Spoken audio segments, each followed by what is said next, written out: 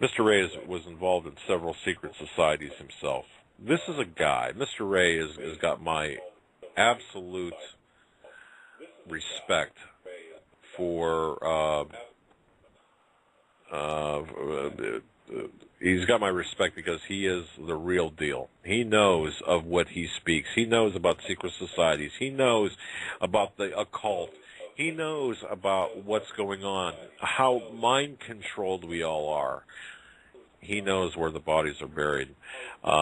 He's got just a tremendous resume. He's had experience with MI6, Interpol, the United States Secret Service. I could go on and on and on and on and on, but I've got to tell you this. Mr. Ray is a guy who is an expert. If anybody out there knows the truth about what's taking place with respect to the matrix in which we live, Illuminati, the power players behind the puppets, it's Ricky Ray. I've actually followed his work for a long time and not really getting it until a few things clicked, until one of my good friends, a man inside the intelligence community, said, look, this is actually going on. You've got to understand what exactly is what's going on. And pointed me to various things, and sure enough, it was Ricky Ray who was the man behind a lot of the writings that the Intelligence Insider was telling me to read and learn and study and understand, because, folks, we are living in the Matrix. So it's our distinct honor, it's our tremendous honor to have with us tonight Ricky Ray. With that, I'm going to bring him on and welcome him to the Hagmann and Hagmann Report. Ricky, how are you, sir? Good evening. How are you?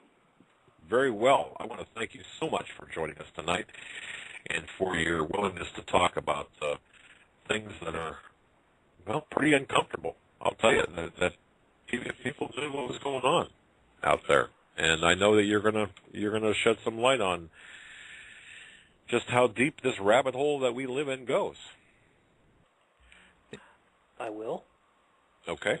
What we'll do is, well, let me ask you this, Mr. Ray. Where do you want to start here? Because we've got some time, but I do want to give you the ability to yourself kind of structure your presentation tonight to our audience in the best way possible. So you tell me where you want to, how you want to start, where you want to start, and we'll go from there. Well, I thought about this, Mr. Hagmann, and for the sake of your listeners, and because of my old website, I had to publish a legal disclaimer explaining where I am at spiritually, that I was not a New Ager, that I am a Christian, that I do believe in Jesus of Nazareth, the Messiah who is come in the flesh, according to 1 John, that he's not a spook like they're teaching in the evangelical circles, and to lay it out there about where I'm at spiritually, and because of my past that I had walked away from, and I had to be very clear on that, so I didn't give people the illusion that I was giving them free info to indoctrinate them into the New World Order agenda and all. In fact, just now I'm sending you some videos that we did on where the Jesus and Mary images really came from in the 1400s. The third man at the royal wedding in red, who was the Duke of Kent. Hidden truths that in the year 2008, animal sacrifice began in Israel at Passover. This was sent to us by former Mossad. The Ninth Gate. Edmund Rothschild. You ever see that movie, The Ninth Gate? And the little LCF character, meaning Lucifer, do you know that that's Edmund de Rothschild Asset Management, LCF, in the UK? Wow, I didn't know that. And ladies and gentlemen, you might want to get if you're listening to this at your computer, you will see video links that have just come to you in email. Okay. All right, we're going to post them in our interactive chat room. But, folks, you might want to get a pencil and paper and take some notes on this, because Ricky Ray has not granted an interview in a number of years, at least 3 years that I know of. I've got to tell you something. And by the way, we're going to post the links to those videos on our website prominently after the show, because they're so important, Mr. Ray. But go ahead and continue. Now, and I do want to just say this: you are a Christian. So you believe that Jesus Christ is our Lord and Savior. Just so Absolutely. people understand where they're coming from. Okay. But you were involved in several secret societies. You were elbow to elbow with these people, shoulder to shoulder, right?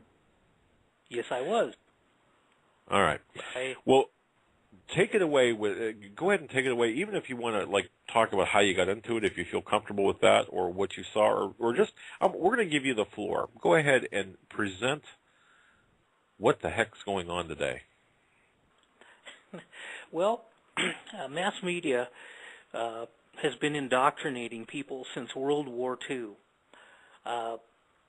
Before the Nazis became a world phenomenon in World War II that was, set up illegally and bogusly, I believe and know 100% that the Nazis were set up deliberately as bad guys so that they could pursue black science, where in the Western Hemisphere, the pursuit of that kind of black science would have caused a world outcry. And so they had a manufactured bad guy who could go as deep as it goes in technology and indoctrination, mind control, trauma, torture, and get away with it for a while, and then they could be fought against, defeated, and all their knowledge intercepted and taken from them and be tucked away among the Allies, like Project Paperclip, sending Nazis in high places to the United States, like former SS Werner von Braun at NASA. Joseph Mengele in the Rat Line makes his way to America and Canada for MK Ultra as Dr. Green, or other insidious things like Reinhard Gehlen of Nazi SS intelligence was brought into the OSS with his entire SS community after World War II, when the OSS became the CIA in 1947. Wow. So what you're telling us... really, really deep. Okay, yes.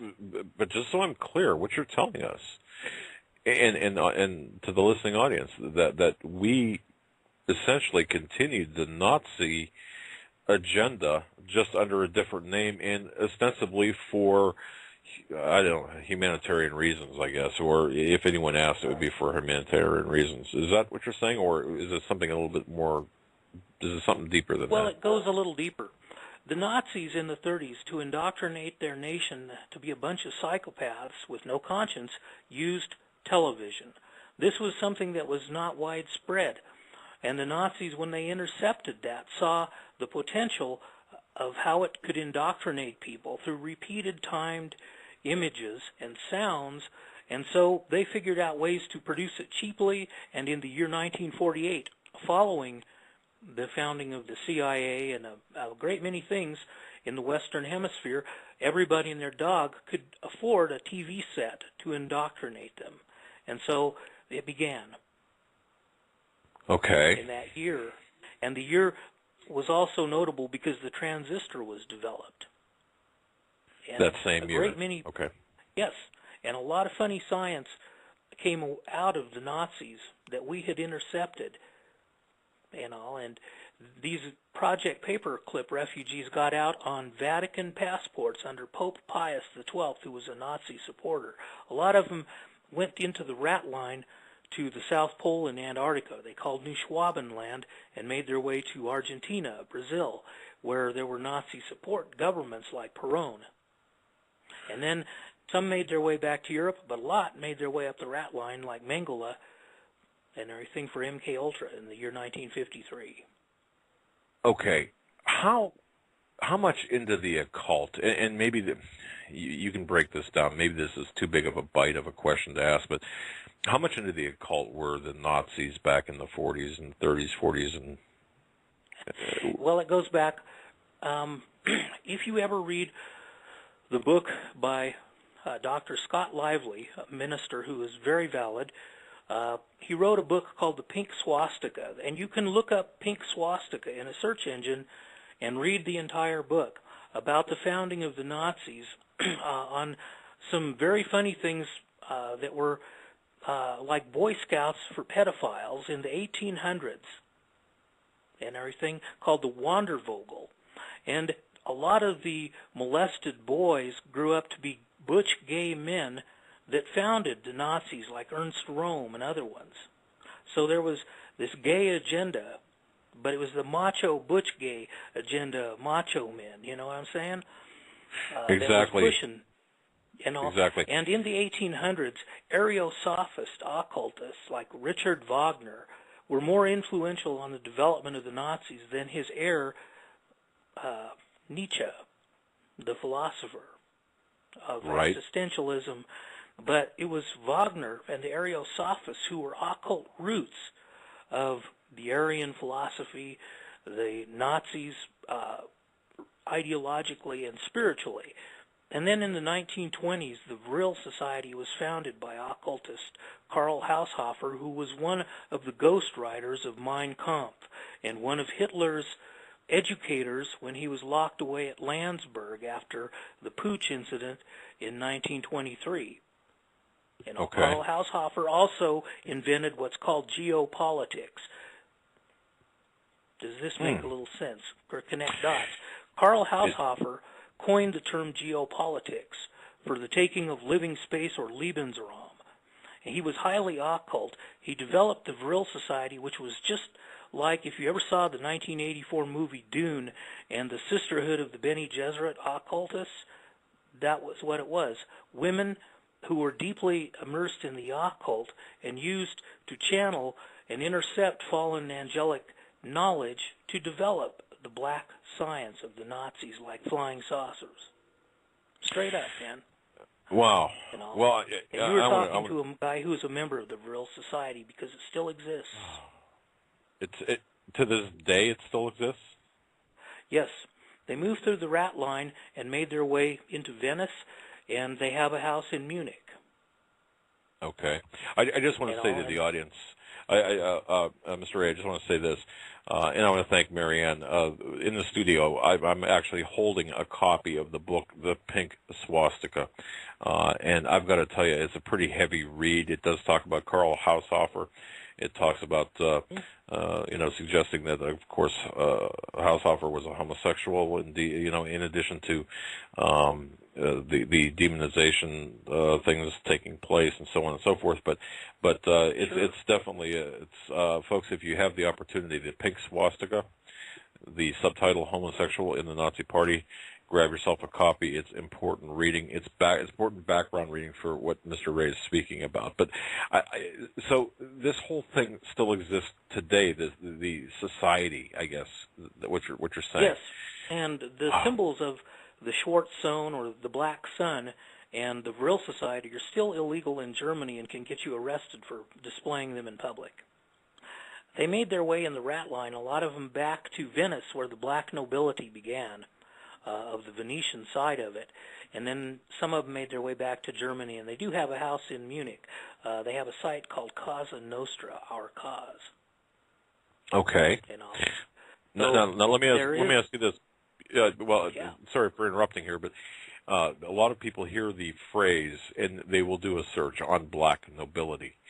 At some point, maybe this is the proper time. Maybe you can tell people what the black nobility is, because it does have relevance for today. But at your leisure, let people know what the black nobility is. Actually, on the new website that I'm setting up within the next 2 weeks, I'm going to do a rundown of the Black Nobility 101. And basically what it is, and I'm telling your audience, these are the ruling elite families that go back to Rome as empire in the 1st century, and bloodlines going back that far. And some writers have used black nobility as a generic term for the Venetian side of the black nobility, but it's a little more complex than that, and real history will bear this out, and it goes back to Rome as empire. And so I'm going to give you guys a rundown of the black nobility's history when Rome became empire, and very quickly run you through the 4 family groups and all, because this goes back to the times of Jesus of Nazareth and what was operating and why he was politically outspoken, both he and John the Baptist, against it. Okay. Well, because these families went on to become the black nobility royal families as we know them, or the ruling class of the world today in the Western Hemisphere. And basically where it begins on one side is you have the Gentile, non-Jewish black nobility families that happened of the split of Rome. And in the 2nd century, Rome split as empire to become the 2 iron legs that Daniel the prophet saw, east and west. This is historically borne out. Later, Justinian tried to unite it. It did not work, and it just continued to fragment as empire, cratering from within and without. In fact, the Eastern Empire lasted longer, but across Italy was a diagonal split around the 4th and 5th, and especially the 7th century. And the ones that went to the south and towards the Vatican and Rome are the families that became the papal black nobility, like Juan Carlos, King of Spain, the Borgias, and things like that. And the Borgias are the papal black nobility family that gave birth to all the images of Jesus and Mary that came up in the Renaissance. We did a whole video on it. I just sent you the link to it. It's called The Greatest Blasphemy Ever Told. You watch that, and you'll know where those images came from. Next, on the northern and eastern split was Venice. And Venice, the royal families and the mercantile class all fled to Venice in its swamps and the island off the coast there when the Huns and others were invading. And so this gave birth to the Venetian black nobility as a seafaring mercantile class. And their way of doing things, even occult, is a little different than the papal black nobility families and the way that they all play. But when the Lombards came down from Germany and invaded that part of Italy, then they migrated into Eastern Europe, as we know it, and then Germany. And that's how the Venetian black nobility got a foothold in Germany and the Netherlands. It was that migration from the Lombards around the 700s. And the papal black nobility continued. In Israel, when the diaspora began in 70 A.D., they split, and a lot of the Pharisees and Sadducees went to Iraq, Babylon, and wrote the Babylonian Talmud, which is essentially the writings of the leaven of the Pharisees that Jesus condemned put to paper in the Babylonian Talmud, that is the root of Judaism as we know it today, not the Old Testament. And they migrated up north into the Russias and Eastern Europe. So in that migration, they were tied intimately to the Venetian black nobility, and they are the Ashkenazis. This is the root of the Jewish black nobility, as in Rothschild. You heard that name?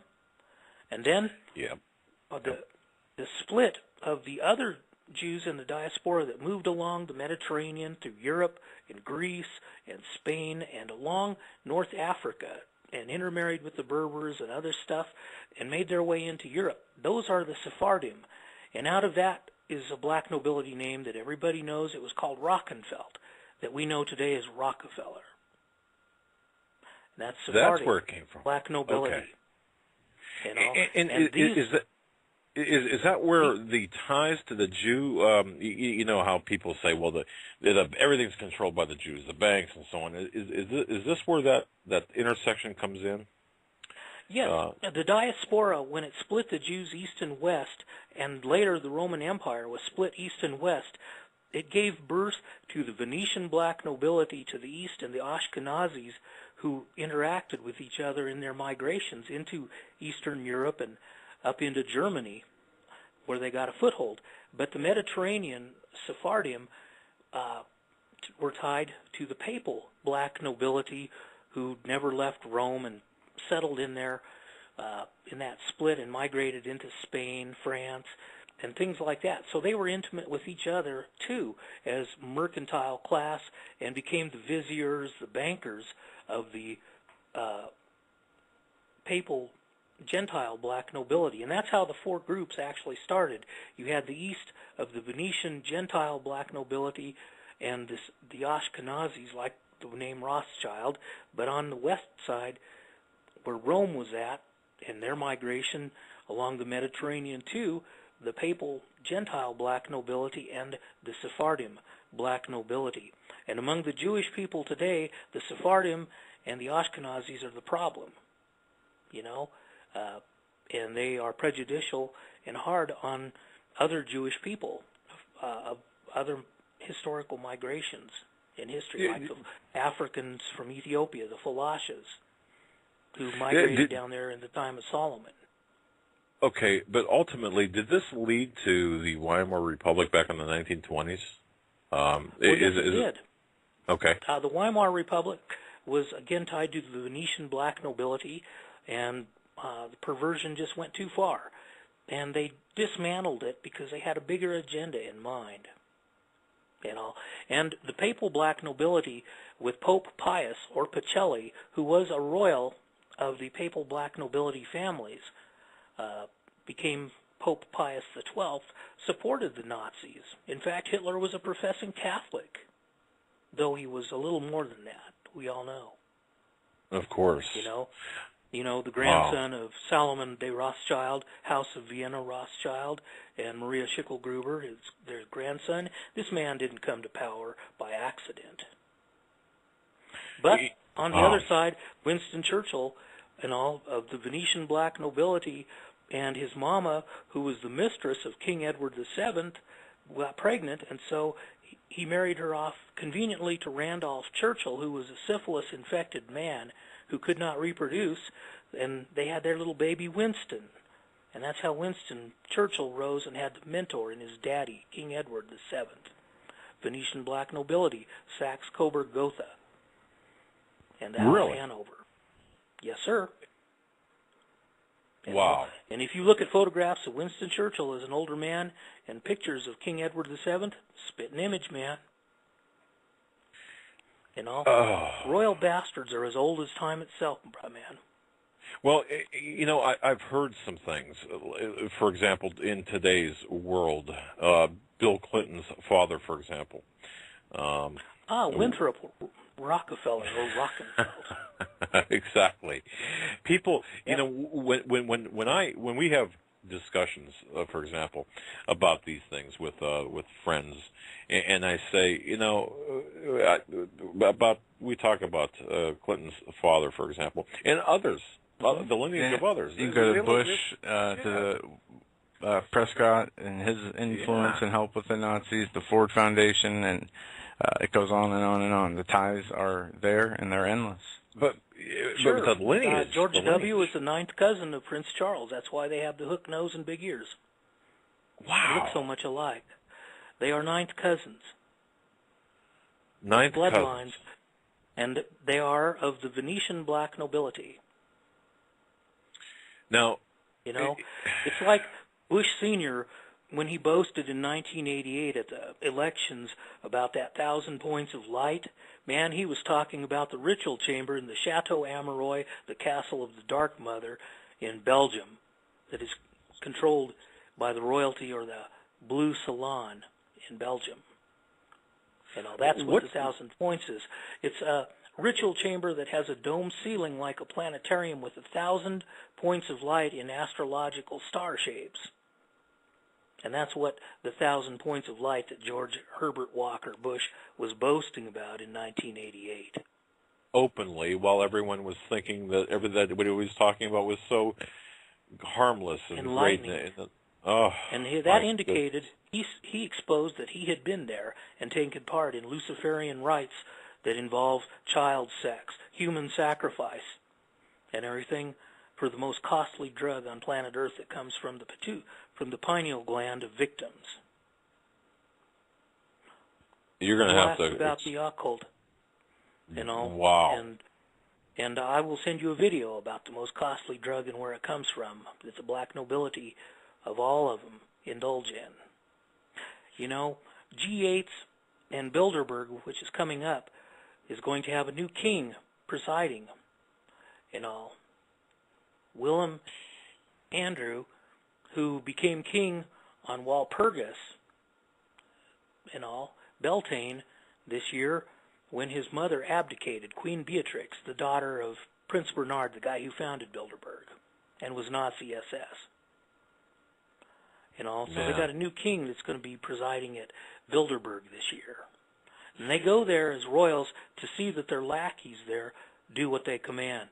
They get their party knowledge from the fallen angelic host they worship at their masquerades or their social events. You know, Holy that the cow. public won't see. And then Bilderberg and the stuff in the G8 summits are just their lackeys doing their will. That the black nobility look in on. Okay. Mr. Ray, I'm going to ask you to hold that thought right there. Folks, listeners, you can see how deep this rabbit hole goes. We are talking, it's our distinct honor to be talking with Ricky Ray, an insider, a former insider of several secret societies, giving you the real truth, some very fascinating, very important information. You're looking deep into the Matrix, and when we say we give you the news in 3D, this is part of it. I got to tell you, it's my honor, it's our honor, Joe and I, to have Mr. Ricky Ray on once again. He's not a man that gives interviews lightly. The information he has is heavy. We're going to have the videos which he has sent. We'll have those posted on our website, HomelandSecurityUS.com. Ladies and gentlemen, you're listening to the Hagmann and Hagmann Report on this, the 29th day of May, 2013. We're going to be back right after these messages. Please stay with us. And welcome back, ladies and gentlemen, to hour number 2 of the Hagmann and Hagmann Report this Wednesday, May 28th, 2013. We were joined by our special guest, Ricky Ray. For those of you who are joining us late, Ricky Ray was a former member of several secret societies who has changed his life and is now a believer of Jesus Christ. Mr. Ray has come on to talk about the New World Order, the tactics they use, the occult, some of the history behind it, and the influence they wield. Everything you know, folks, everything you think you know is a lie. And that's the best way I can describe it, Joe. When I started researching this, I was just amazed. And a lot of the research material that I used was authored by Mr. Ricky Ray. With that, we want to welcome him back. God bless you, sir. Thank you for being on our program. Let's pick up where we left off. Go ahead and continue. We were talking about several issues. Well, the black nobility and its presence, influence today, plus a new king for the Bilderbergers, right? Yes, that caught my attention. Well, Mr. Ray, just go for it. Continue with this. And why is this important, by the way?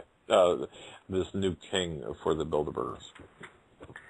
Well, Beatrix is in her late 70s, and so she abdicated and stepped down so that her son, Willem Alexander, will take over. But she did it on the occult holiday of Walpurgis Beltane, exactly 2 years to the day of the occult royal wedding, which was Hieros Gamos for the next king, William, and his wife, Kate. It's pretty well known that I was the guy that exposed the occult royal wedding before it even was announced that it was going to be at Westminster Cathedral, or that the Archbishop of Canterbury, initiated Druid Rowan Williams, was going to preside at that wedding. And I exposed it, and every time the news released something about it, I just added it to the article about the royal wedding. And then I followed up, because at the royal wedding, some weird occult things were happening. One was that there were only 3 men in the red uniform that echoes the Knights of Malta, for one thing. But the other thing was these 3 men in red were very unique. One was Prince William. The other was his real daddy, Prince Philip. I just sent you an article about that, about who's your daddy. Okay. Because Philip impregnated Diana and everything. She had to be a virgin, which she was, and then she had a forced birth on the summer solstice of 1982, the year of the dog, and gave birth to William, which was intended and everything. And Philip married her off to the incompetent, who has no children really, Prince Charles, who was attached to his mistress, but had to give that up to marry Diana that year so that she could give birth legitimately to the next heir of the throne. Charles was incompetent, and his the inbreeding, and I sent you an article on the inbreeding of the black nobility that's caused some defective and incompetent royals that cannot take the throne. Charles couldn't, his brothers could not, and his sister Anne could not. They were by Elizabeth, but she had William, and then later through Hewitt, the red-haired military guy, she had the other son, Prince Harry, that was not by Charles too. But the kicker is that on that occult royal wedding, the three men in red were William, Prince Philip, not his daddy, like people think, as Prince Charles, who sat way on the end of the bench in a black uniform, and the third man in red was His Royal Highness, the Duke of Kent, Prince Edward, who is seventh in the line of succession, but he's also been the Grand Master of Scottish Rite and York Rite Freemasonry since the year 1967, the year that the Western Hemisphere was indoctrinated into Brave New World at the Monterey Pop Festival.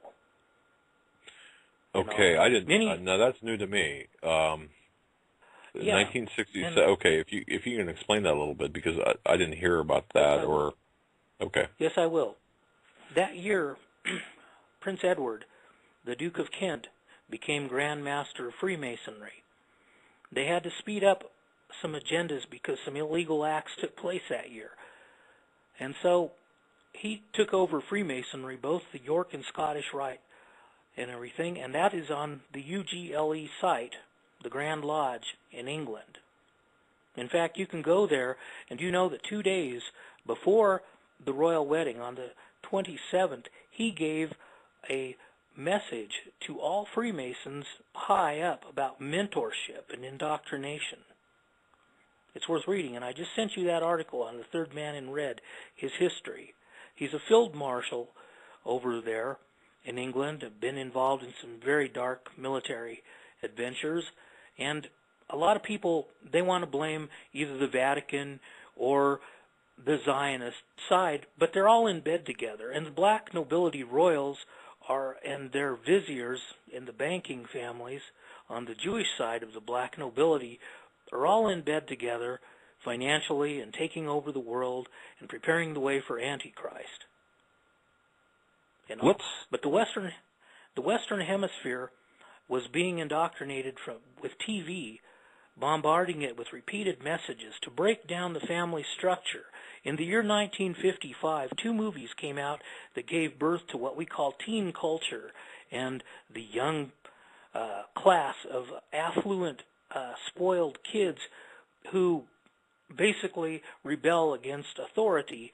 And because of 2 movies that came out in the year 1955, they were The Blackboard Jungle and Rebel Without a Cause, with James Dean, who was dead at that time by then. But those movies had a lot of media push to create the word teenage culture, and the word teenager didn't even exist until that time.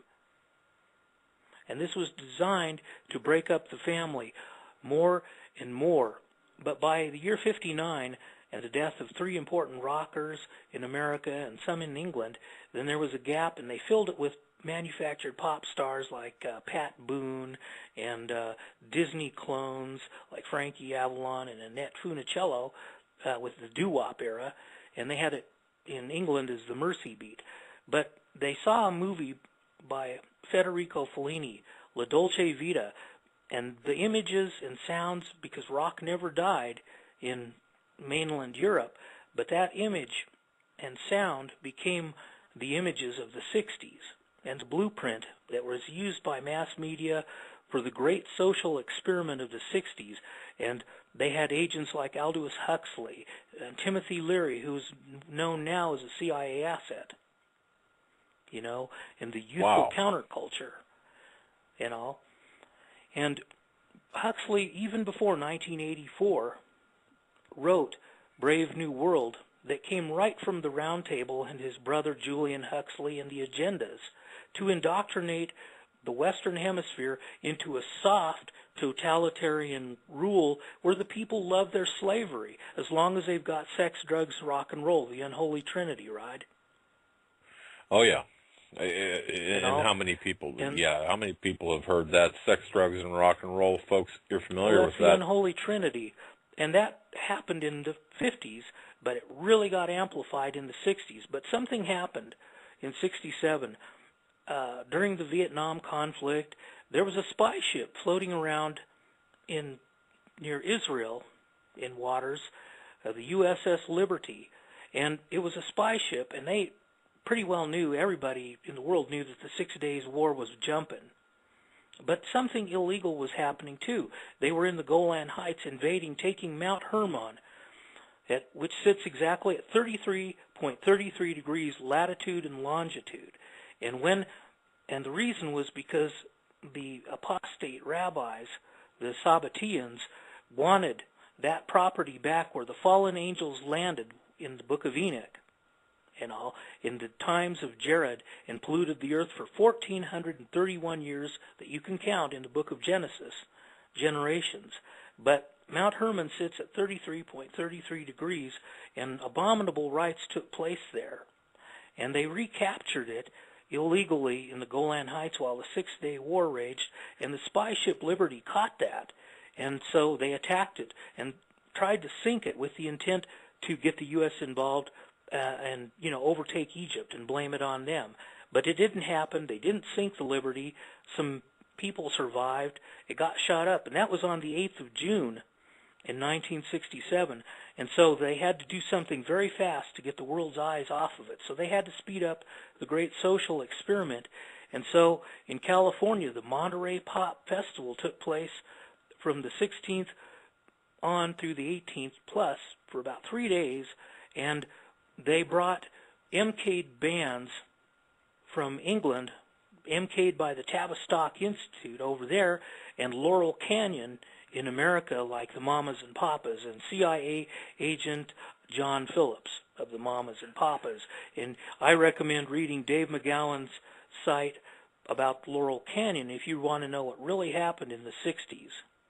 Okay. Now, before we get too far going here, for our new listeners unfamiliar with what you're talking about, what is the Tavistock Institute? And I know that the Beatles Tavistock were associated with that, but what is that?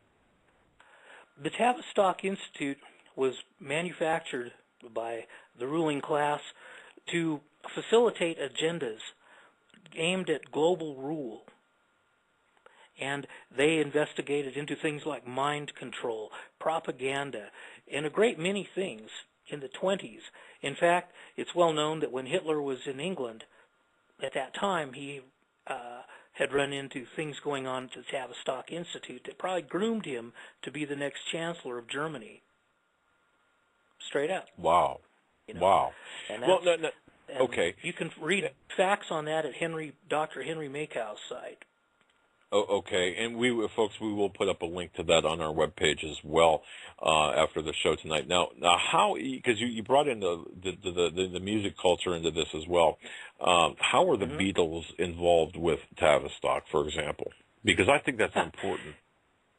Well, that's important. In the 60s, the Tavistock Institute and mass media and EMI Records, which was basically a vehicle of MI6. Let's just be real about it. Basically saw La Dolce Vita and rebellion and hedonism, which was basically Brave New World, where the slaves like their slavery, and all, and that they're entertained into submission and blind to their slavery. Like an opiate. Because, well, yes, because the Brave New World agenda can last centuries. All Brave New World is a replay of the Roman Empire that lasted for centuries, where the slaves were entertained and could go to the Colosseum and enjoy the party. But jackboot totalitarian 1984 rule does not last long. The Nazis, Imperial Japan, Fascist Italy did not last long. Communist Russia caved in finally too. Jackboot tyranny does not last long, like the Brave New World agenda, where the slaves agree with their slavery and like it. And so the Tavistock Institute was founded to promote that kind of totalitarian rule that's soft and fuzzy, warm.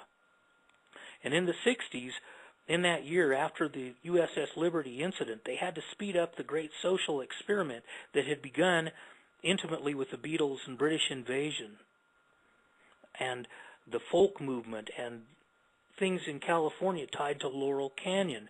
And most of those bands were the children of military intel. Really? Those great bands. Oh, yeah, man, Stephen Stills. A lot of them were very affluent kids. You know, Jim Morrison of the Doors was the son of Admiral Morrison and the Tonkin Bay incident to provoke the Vietnam War.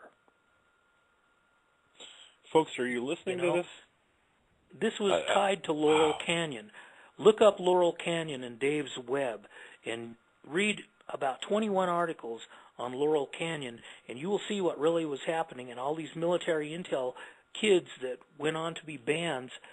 And so basically at the Monterey Pop, all eyes of the world were on this hippie event of the counterculture that they had manufactured years ahead, and their intent was to produce in the summer of love an indoctrination into Brave New World and destroy the family even more, and the 60s counterculture to split families even more. And they took these affluent kids of the 60s and indoctrinated them, and they bust in kids for this big free concert, like numbering about 200,000 kids from Canada and America, and over 1 million hits of Sandoz grade LSD, which had been illegal for over a year, magically made its way into the Bay Area for Monterey Pop when the Western world was indoctrinated, and filming of that very carefully was done to promote the 60s counterculture and the split in generations and rebellion against authority, and to discredit the anti-war movement by putting dirty hippies in there, you know. And it was an image thing too. But ultimately, on that, just 10 days after the USS Liberty incident, all eyes were on California and the Monterey Pop, because all mass media turned to it. And they brought over Hendrix and The Who and bands like the Animals that had all been MK'd in the Tavistock Institute in London.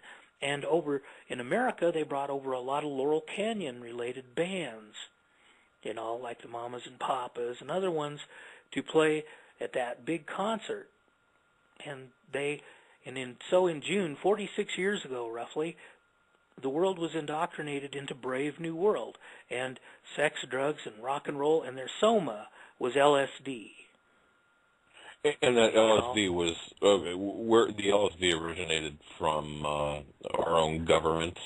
LSD was invented by Sandoz Laboratories and Albert Hofmann, a chemist there. But it was very quickly grabbed up on and used in mind control experiments in the 50s for MK Ultra on victims and military at that time. But it expanded its use. You know that Ken Kesey of the Merry Pranksters, who wrote One Flew Over the Cuckoo's Nest, that was his experience of MK Ultra at the University of California in Los Angeles on LSD. You see, he was indoctrinated into MK Ultra that was being done on our universities back then, and he and his merry prankster pals were indoctrinated into some degrees of MK Ultra, into some trauma and MK with LSD, and then later on they were sent on a bus trip with a bunch of Sandoz acid to pollute America as the merry pranksters and have a meeting with Timothy Leary up there at Millbrook in upstate New York after he had departed Harvard. You know, Transactional Analysis in Psychology was authored by Leary. Okay. All right. CIA asset. But Leary was a CIA asset promoting that, and there was a be-in January of '67 with Leary presiding as high priest of, you know, turn on, tune in, and drop out. But at the Monterey Pop Festival 46 years ago, over 1 million hits of pharmaceutical-grade LSD hit the Bay Area that no illegal makers of it, like the Bear said, you know, Augustus Housley could have manufactured that. It all got flooded in there. They bust in all these people to this big, giant concert running for 3 days on end, and they ran the Great Social Experiment until the year 1969 when they had to shut it down because it grew too big and got out of their control, and so they began shutting it down at Woodstock and then the murderous concert at Altamont in December of 1969 when Hell's Angels sacrificially murdered Meredith Hunter while the Stones sang Sympathy for the Devil. Everything I'm telling you can be confirmed. Yeah, okay. Okay, so let's talk about that incident, if you don't mind. What happened there with the sacrifice, if you will? Sure. Okay. The Great Social Experiment was authored and everything by EMI Records, MI6, and the Tavistock Institute. They took a band who'd come back from Hamburg in Germany. And Hamburg in Germany is known as the Reeperbahn city with a totally legal red light district. Reeperbahn means red light district in English. And a lot of the English bands who couldn't get gigs over there in that lame time lived over in Hamburg in the red light district around whores and dope and everything else under the sun. And they came back to England, and then they were grabbed up on by the big record labels tied to Tavistock, and they were indoctrinated. They were not that talented, so they had the fifth Beatle, EMI producer George Martin, creating a lot of those Beatles orchestrated sounds that grew, and then the authorization of those things. And they manufactured the Beatles as good cops, you know, nice guy images with long hair, but skinny and a little effeminate, and they made the bad guy images the Rolling Stones at the same time, you know, good cop, bad cop. And that was to give people a choice of what they liked, you know, the good boy or the bad boy image. Interesting. The British invasion, you know, but it was like good cop, bad cop. And it was pushed as, you know, these skinny, kind of effeminate-looking guys with long hair, and at the same time, on Carnaby Street, that was an MI5 front, they had all these fashions and skinny women looking a little masculine and boyish, like, you know, Twiggy and Jane Birkin and, you know, other women that were skinny models looking almost anorexic but boyish to create this transgender crossover game, while they had the effeminate-looking, long-haired guys, skinny, you know, so they could have the gender bender game going on with the British invasion and the mods. And then they got psychedelic because they went to the next phase of it, and they had to speed it up to take the world's eyes off the Israelis attacking the USS Liberty, to hush it up about attacking the Golan Heights that year. And also then the Monterey Pop, over 1 million hits of Sandoz, illegal acid, flooded the Bay Area. They busted in all these people for this 3-day concert and brought, you know, MC'd bands from England and MC'd bands, Laurel Canyon related, to that concert to perform and indoctrinate everybody into the summer of love, man, and slavery in the West, and soft, fuzzy, warm totalitarianism. And this is where I disagree with fear-mongering 1984 mongers, because you know what, man? We've been floating around in Brave New World since 1967 and the summer of love, man, and everything. And they just shoot some 1984 at people to inspire obedience to the ruling class. Fear does inspire obedience, Yes, or it it's an does. artifact. Yes, okay. But it's an artifact, and that kind of jackboot tyranny cannot last long. But man, the soft, fuzzy, warm totalitarianism, it lasts, and it has. It's continued in all its phases. But in '67, the great social experiment took off. While the war in Vietnam raged, we had affluent, spoiled kids at universities burning draft cards and discrediting the anti-war movement. We had manufactured controlled opposition provoking racial riots at Watts and the Black Panthers and things like that. You know, there was genuine activism, but there was a lot of controlled opposition, infiltration into it. Then by '69, a lot of people had become awakened that there was a bigger game going on, and that was the scary part. And the elites had to shut down the great social experiment. They had pulled off what they had wanted. And so they toned it down at Woodstock. And there's a big documentary about Woodstock, and they show all the concerts and the noise and the people there, you know, going to the restroom, running around naked. But what they don't show is that there were a lot of MI5, or rather MI6 and CIA agents all over spreading out dirty LSD at that concert, and they had people gated in where they couldn't go out. There were no restrooms. And so for people that were really there at Woodstock, it wasn't as happy as the film and propaganda about it and all. In fact, they were fenced in and given a lot of dirty LSD. CIA operative Wavy Gravy told everybody how to trip and how much to take. You know, but they were shutting down the great social experiment that year. And then in December of 1969, they needed to take it down one more notch. So they had a big free concert at Altamont, and they brought the Rolling Stones over.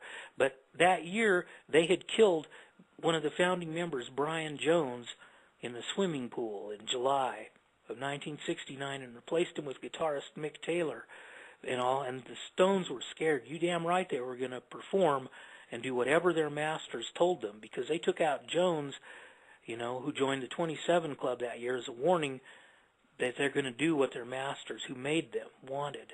And so they played Altamont, and the Rolling Stones had, magically, instead of normal security, the Hells Angels as security. And the Hells Angels did their Luciferian thing, and they killed young Meredith Hunter, a young black man, to provoke some race tension in America and send warning vibes, you know. And they murdered him while the Stones performed live Sympathy for the Devil. Ladies and gentlemen, the gentleman that we are interviewing, Ricky Ray, has lived what he's talking about. He knows of which he speaks. I just want to reaffirm this. Former member of several secret societies. He certainly doesn't need our endorsement, but I've got to tell you, he's lived what he's speaking. He's lived it, and I find it interesting too, folks. You're gonna have to do your own research, but interesting. Jim Morrison died at age 27. Amy Winehouse at age 27. Janis Joplin at age 27. Anything there? Oh, I forgot about it. Yeah. The 27 Club began when Robert Johnson, the father of rock and roll, the old Delta blues man, died because he had made that deal with the devil at the crossroads. And he died at age 27 when his ticket was up. And there are weird things even in music and entertainment where people died at the age of 27 before the great musicians like Jimmy, Janis, Brian Jones, Jim Morrison all died at the age of 27. You know, because 27, when you add 2 and 7 together, is the number 9. You know, and the Beatles sang about the number 9. You know, that's a Luciferian number. Represent? Right. It's a Luciferian number in Ezekiel 28. In Ezekiel 28, the fallen cherub of the angelic order is described as having stones, precious stones. 9 of those stones are mentioned. Interesting. And every one of those stones goes, and the last thing mentioned is that they're set in gold. That means 10 things are mentioned there. 9 stones, the number 9, and the 10th thing, meaning the wealth of earth, gold. And those 10 items are all the Sephiroth of the Kabbalah occult system. Every one of the stones matches one of the attributes of the Kabbalah. Okay. Now, what significance is that? Again, for the listeners who are unfamiliar with the Kabbalah, the mystical aspects that we're talking about here, what's the significance of that?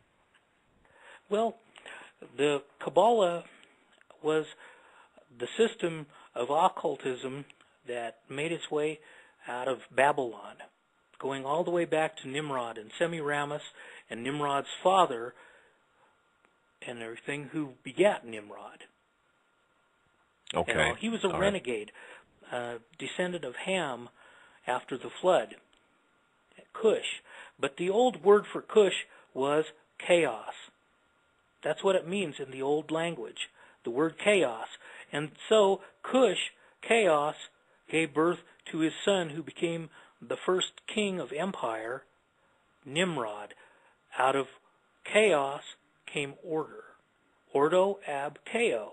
You know, the 33rd degree of Freemasonry.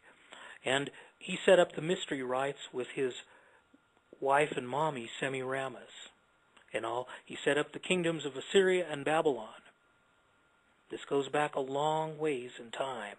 But out of those mystery rites that took different forms in Egypt and Greece and other empires, the Kabbalah was a pervading occult system, and when the Jews went apostate and rejected their Messiah, they embraced the Kabbalah and the magic of Babylon and the mystery rites and everything. And their tree of life is really a model of the Gnostic tree of knowledge and everything. And the 10 Sephiroth, or globes of light, are the 9 stones and gold of trade and commerce that rule the earth today, that are the description of Lucifer in Ezekiel 28. Okay. Wow. Wow. Pretty so heavy that's stuff how here. Yeah, and so you as Christians ought to know where the Kabbalah came from.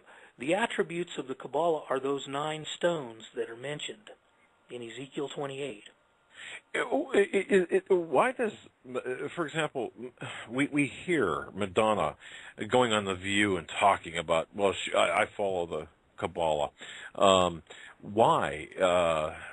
What's going on here with people like Madonna and other high-profile people saying that they follow the Kabbalah or they're into the Kabbalah? What's up with that? Well, the Kabbalah continued, and it pervaded the nice side of it into the New Age movement, and all that goes back a long ways in time. You have to understand that a lot of the 1800s that produced actually the New Age movement in Helena Blavatsky, the other part of it, everybody knows that she was into Eastern occultism and Eastern mysticism, but she was also an Eastern Star Freemason, and so was her partner Alcott and the other ones that created the Theosophical Society. In fact, a lot of Masonic events happened in the 1800s that affect us today. Like in the 1830s, a guy named Russell and his compatriots got a charter from the splinter of the Illuminati in Germany and came back and started the Skull and Bones death cult at Yale University.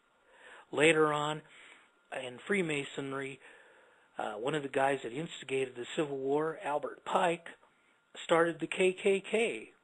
Another high-ranking Freemason named Joseph Smith and his Masonic brother started the Church of Jesus Christ of Latter-day Saints, the Mormons. And Eastern Star, Helena Blavatsky, started the Theosophical Society. And Pike and his Jewish Masonic brother Nathan Bedford Forrest created the KKK. And over in Europe, Mazzini, an Illuminist and head of Freemasonry in Italy, started the Mafia. Mazzini is the M in Mafia. So Really? all of these things were Masonically rooted events, and Freemasonry is a religion, but it also plays with the Kabbalah. Okay, all right, I It's get that. occult system. Now, Yeah. because of time and as we progress, you've given us so much information here. And folks, I would urge everyone to do your own research. Ricky Ray talked about the book, The Pink Swastika. Please, folks, certainly grab a copy of that. You can get it used on Amazon. But let me ask you a question here that's on my mind. And in fact, it was on my mind when you and I spoke off air earlier. MTV, the 1980s. I remember when my son was born. My son's sitting, 12 feet from me. I remember when he was born. Mm-hmm. It was MTV generation. I remember MTV, becoming of age, and I remember looking at this and thinking, there's just something not right about this. At first it was glitzy and glamoury, but what is? Talk to me about the MTV in the 80s. Okay, let's talk about it. We know that the Great Social Experiment shut down in the year 69, pretty much. But there was still a lot of activism, and it's important for me to pick up the thread there. The next year to shut it down, and shut down activism especially, was at Kent State. 10 soldiers and Nixon coming, 4 dead in Ohio. See, what happened was there was still activism against the war in Vietnam, and so they used a little jackboot fear-mongering and took out some students there at Kent State. I had a college teacher who was actually a student at Kent State in '70 when that happened, and watched them die when National Guardsmen shot students. But what that served as notice was if they got a little bit too out of sorts, they could get capped. And also there was a little fear-mongering there to finally shut down a lot of the counterculture. Well, it didn't work. What happened was it angered a lot of people, like Neil Young, who wrote Ohio, and a lot of activism kind of boosted. And so they realized that the jackboot way didn't work so good. So they had to come in from a different angle, which was seduction. Much more effective. So Vietnam went on after Watergate, and then it shut down in the year 75, and the draft ended. But at the same time, mass media was celebrating the end of Vietnam, the draft is over, people were coming home, these kids were all graduating from college, and now they weren't as interested in activism because it was boring. Their little affluent butts. So they had to have something now that they had graduated and all.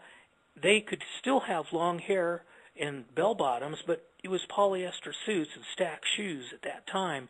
And to give them entertainment, since the war was over, and so activism was replaced by hedonism. And in that year, you saw the birth of tons of FM radio that took over because the big labels couldn't take over AM radio that was news-oriented to the public, so they got their foot in and bought out FM radio and these long, droning sets that bragged all the time, no news here.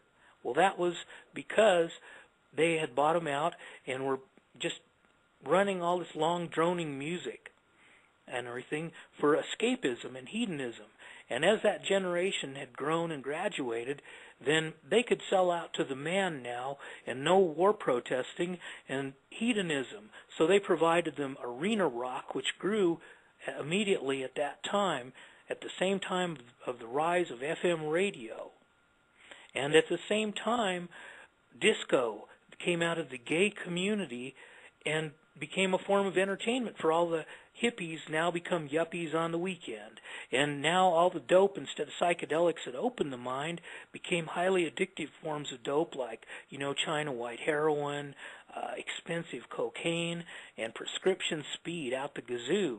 Even truckers tripping on it, going down the highway on Benzedrine and Black Beauties. See, America was shifting in a subtle way because the violent act of Kent State didn't work. It aroused more public anger and antipathy towards the war, so they had to come in with subtle seduction, and they did. when the war was over, man, and all the young people grew up and graduated, they weren't interested in activism anymore, but they had to have something. Now they're working for the man. They could still have long hair and bell-bottoms and polyester suits, but they had arena rock to go to, big concerts, multi-million-dollar concert tours, man, and there wasn't an agenda behind that in the 70s. I'm 55 now. I watched that go down, and because I was attached to it, I knew what was going on, man. It was bogus. Disco. And they were, disco was given, and it came out of the gay community and the bathhouses of the gay community, which was very underground, and they promoted it with the famous movie Saturday Night Fever, and macho, butch gay John Travolta was playing the working guy that goes to Studio 54, which had become a hanger-on place for old depraved decadents of the 60s like Andy Warhol and Mick Jagger, and they all got into disco and all so that they could work their 9-to-5 jobs in their office and whatever and go to the disco and party on the weekends, And so Saturday Night Fever was released at the same time, and you can hang out with old gay people to this day, and they will identify all the gay symbols all through Saturday Night Fever, and they would tell you flat out that John Travolta is part of the butch, macho gay culture, not the effeminate, soft gay side. It's that macho side. It's a real aggressive one. And America was being seduced into apathy in the 70s.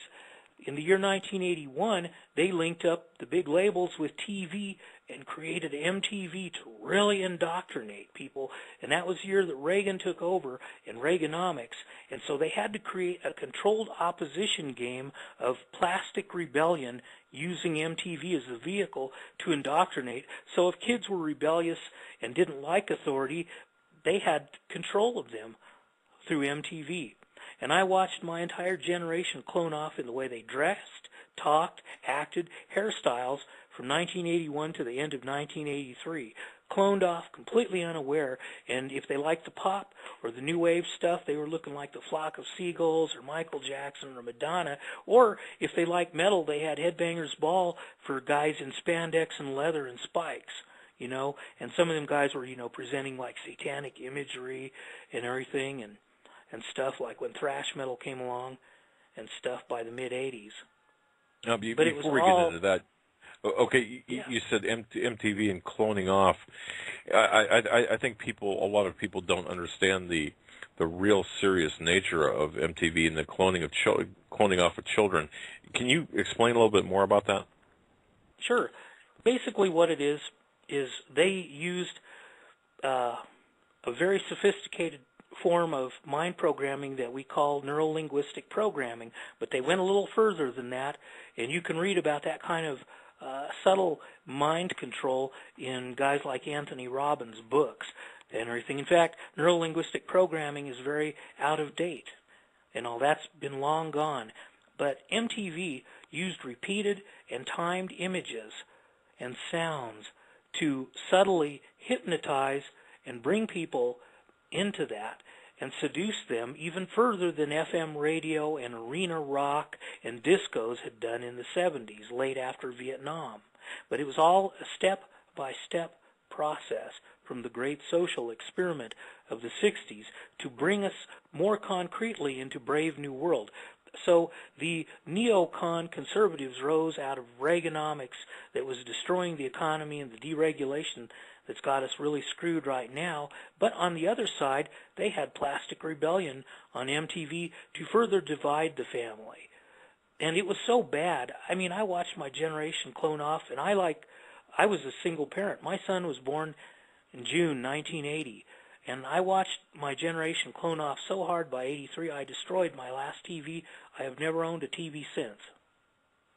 Congratulations. And I would look at my son, holding him in my arms, thinking, if my generation cloned off the way they talk, look, hairstyles, fashions from that stuff on MTV, what's going to happen to your generation? Now they're all in their early 30s, a lot of them with the depth of a wading pool, and clueless that they're slaves.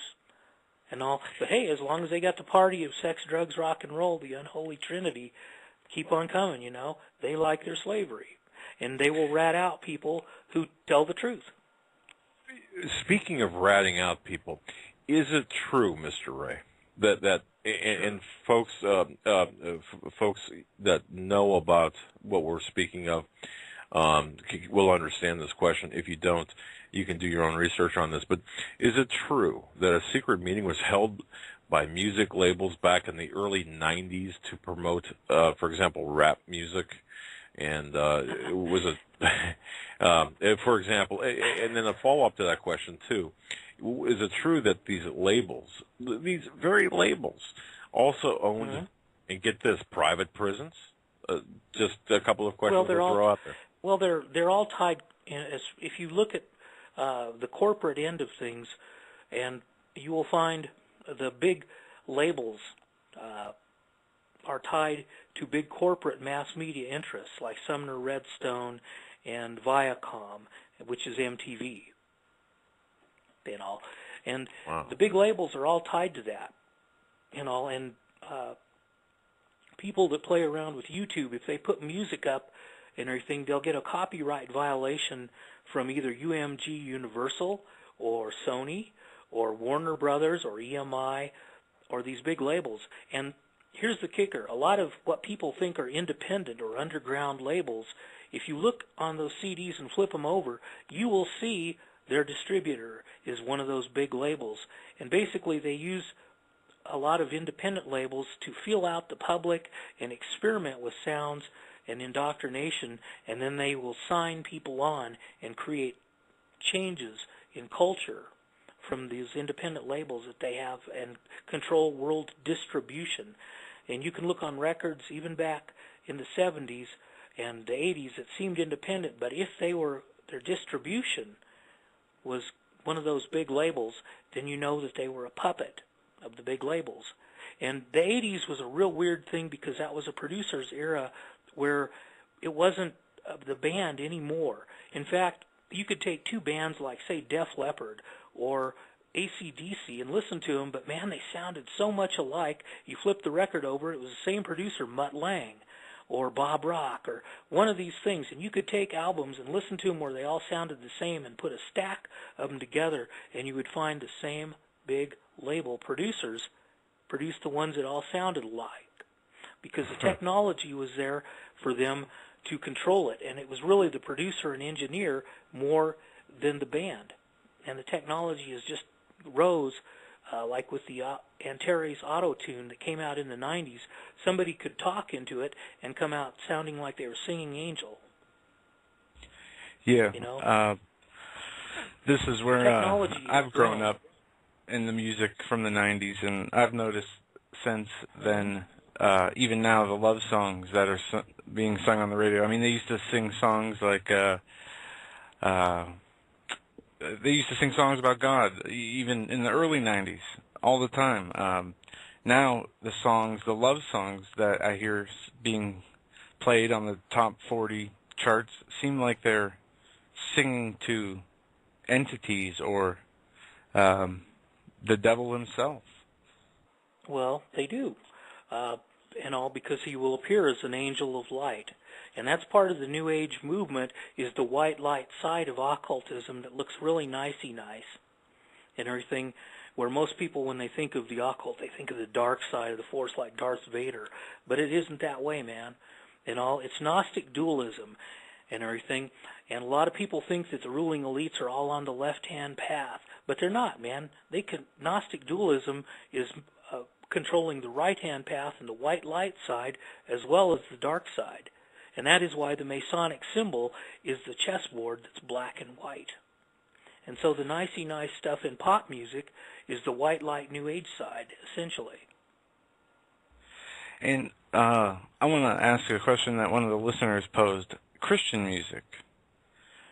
Is there Christian music? Yeah, that plays into their like agenda. Debbie Boone and everything, the son of evangelist guy, Pat Boone, who was a manufactured pop star in the doo-wop era. Yeah, that little song about the light that she sang about that seemed like a love song, man, that was the songwriter of that song was writing about Lucifer as the angel of light.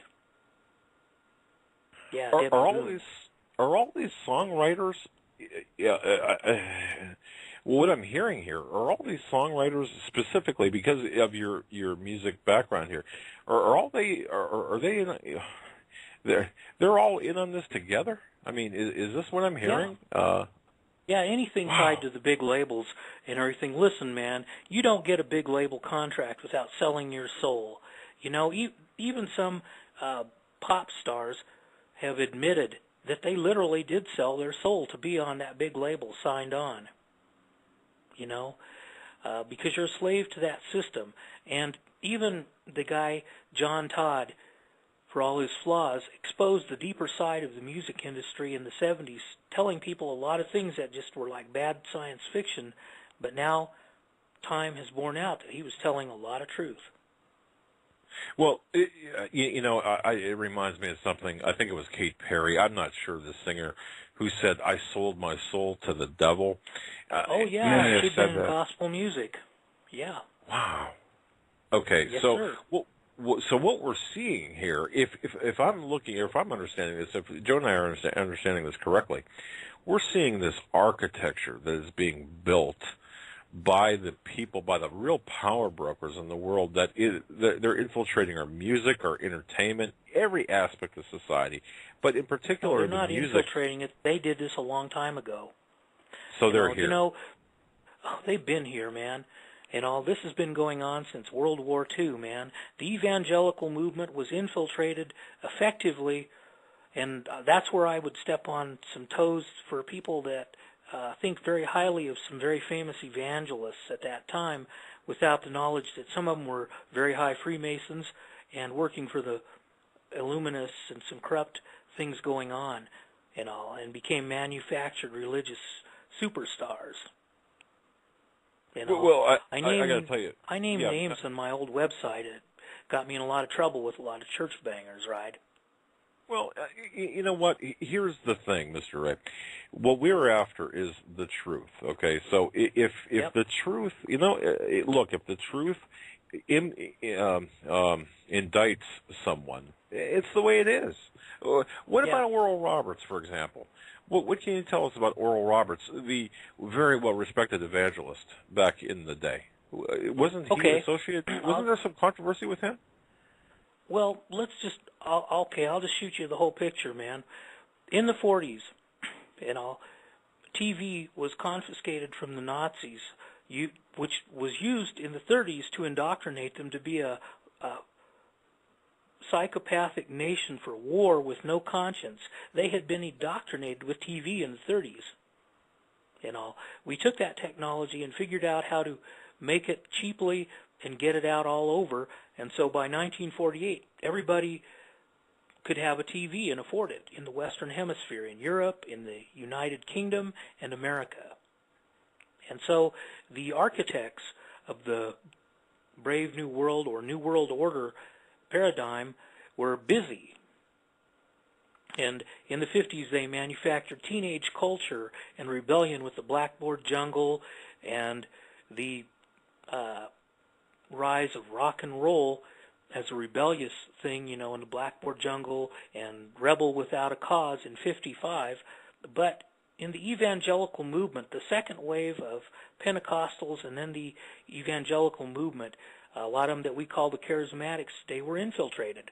And in the year 1949, Illuminist William Randolph Hearst and mass media financed a gigantic media blitz to turn a seemingly unknown minister into a religion superstar who just happened to be a Freemason named Billy Graham. And they manufactured that big L.A. thing of these big giant tent revivals, and he got his Masonic brothers in the show with him. Those two Masonic brothers who rose to 33rd degree like him were Oral Roberts and Robert Schuller of the Crystal Cathedral. All 33rd degree Freemasonry, and that is by invitation only to get the 33rd degree. There have been multi-generational Freemasons at the 32nd degree, like Senator Mike Enzi from Wyoming, who would give his eyes teeth to be a 33rd degree invitation only Freemasonry guy. But no, these religious guys got that invitation. Why? Because when manufactured wars for profit fail, when economic chaos fails, there will be religion. The one world religion that points to Antichrist. And that's why the infiltration of the evangelical movement began earnestly in that year, 1949, after TV, to indoctrinate. And of course, radio, big tent revivals that were financed by these Freemasonic entities for the Crown Corporation and many other agendas behind it happened in the 50s and the second wave of it. But by the 60s and the birth of the megachurch through guys like Chuck Smith and everything, and a New Ager counterculture guy named Lonnie Frisbee infiltrated the evangelical movement, bringing the New Age movement and the white light occultism of the Beatles and Stones and all that into the evangelical movement and the charismatics as we know them. And of course, there was one guy that rose up who kept talking over and over about his mentors, Oral Roberts and Kenneth Hagin, who was a 33rd degree Freemason down there in Oklahoma. And that guy was Kenneth Copeland, 33rd degree Freemason. And a couple other evangelicals that were complicit in murders in the 60s and all from different bents of religion and all to get that 33rd degree invitation were also members of the Boule, or the black version of Skull and Bones. And that was Jesse Jackson, 33rd degree Freemason, who was complicit in the murder of Martin Luther King. And then on the Nation of Islam side in the black community, in all, Louis Farrakhan, 33rd degree Freemason, member of Boule, was complicit in the murder of Malcolm X to infiltrate towards the one world religion. Ladies and gentlemen, I told you. Yeah, I'm gonna tell you, Mr. Ray. Ladies and gentlemen, I hope the words of Mr. Ray are resonating with you. And I will tell you this, definitely this is a broadcast you're going to have to listen to again and again, because the amount of information which he is imparting to you is unbelievably deep. It's things that you're going to have to do research on yourself as well to verify. But I've got to say that we seek the truth wherever it leads. We don't care. I mean, you can't change facts, and this is why I've got an immense respect for Mr. Ray. And I was just accused here a couple of different emails saying, well, you're anti-Jewish and you're anti-Christian or anti-Catholic and anti-this and anti-that. There's 3 different emails here. Meaning me for having, or Joe and I for having you on. Okay. Obviously, by extension, they're accusing you of being anti-Jewish. I want you to answer that, if you don't mind. On the other side of the break here, we have to take a very short break. We're going to be right back after these messages, because a lot of people get that screwed up. A lot of people take what you're saying and twist it and don't understand exactly what you're saying. I know what you're saying, but they don't. So on the other side of the break, I'd like you to just address that very briefly. Folks, you're listening to the Hagmann Report, a very special Wednesday edition, the 29th day of May, 2013. We're very, very blessed to have with us Mr. Ricky Ray. Folks, what a show. We're going to be right back after these short messages. Stay with us. Welcome back, ladies and gentlemen, to our third and final hour.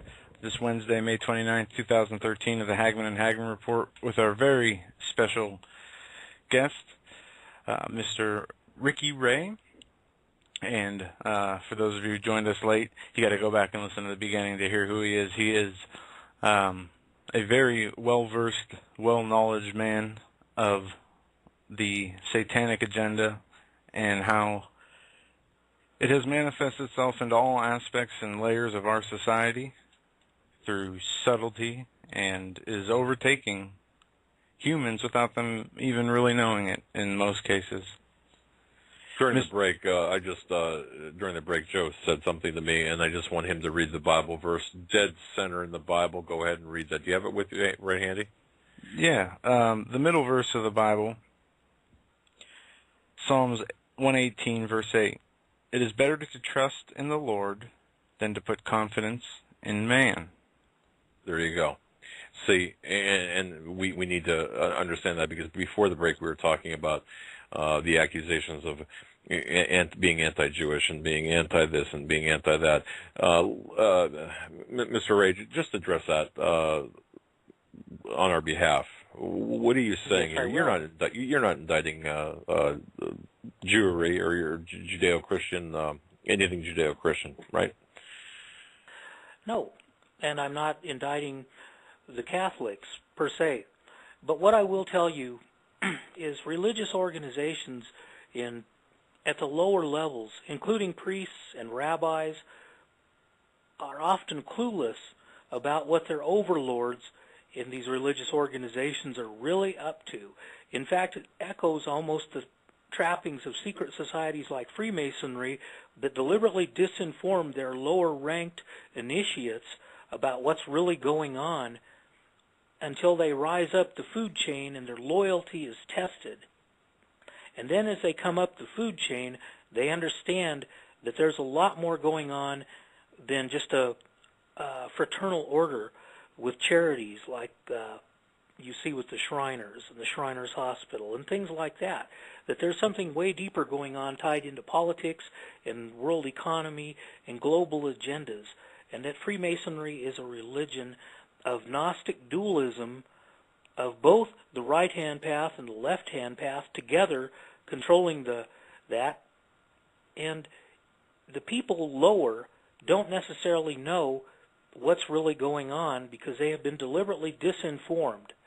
And unfortunately, this has gone on with the Vatican for a very long time, but within Jewry and everything, they hold to the Talmud, the Babylonian Talmud, and its writings and its commentaries, the Mishnah and the Midrash, and the Zohar, which is the root of the Kabbalah, far more than they actually adhere to the Torah, which will sit in a synagogue rolled up, but not necessarily really read or used or embraced within Judaism.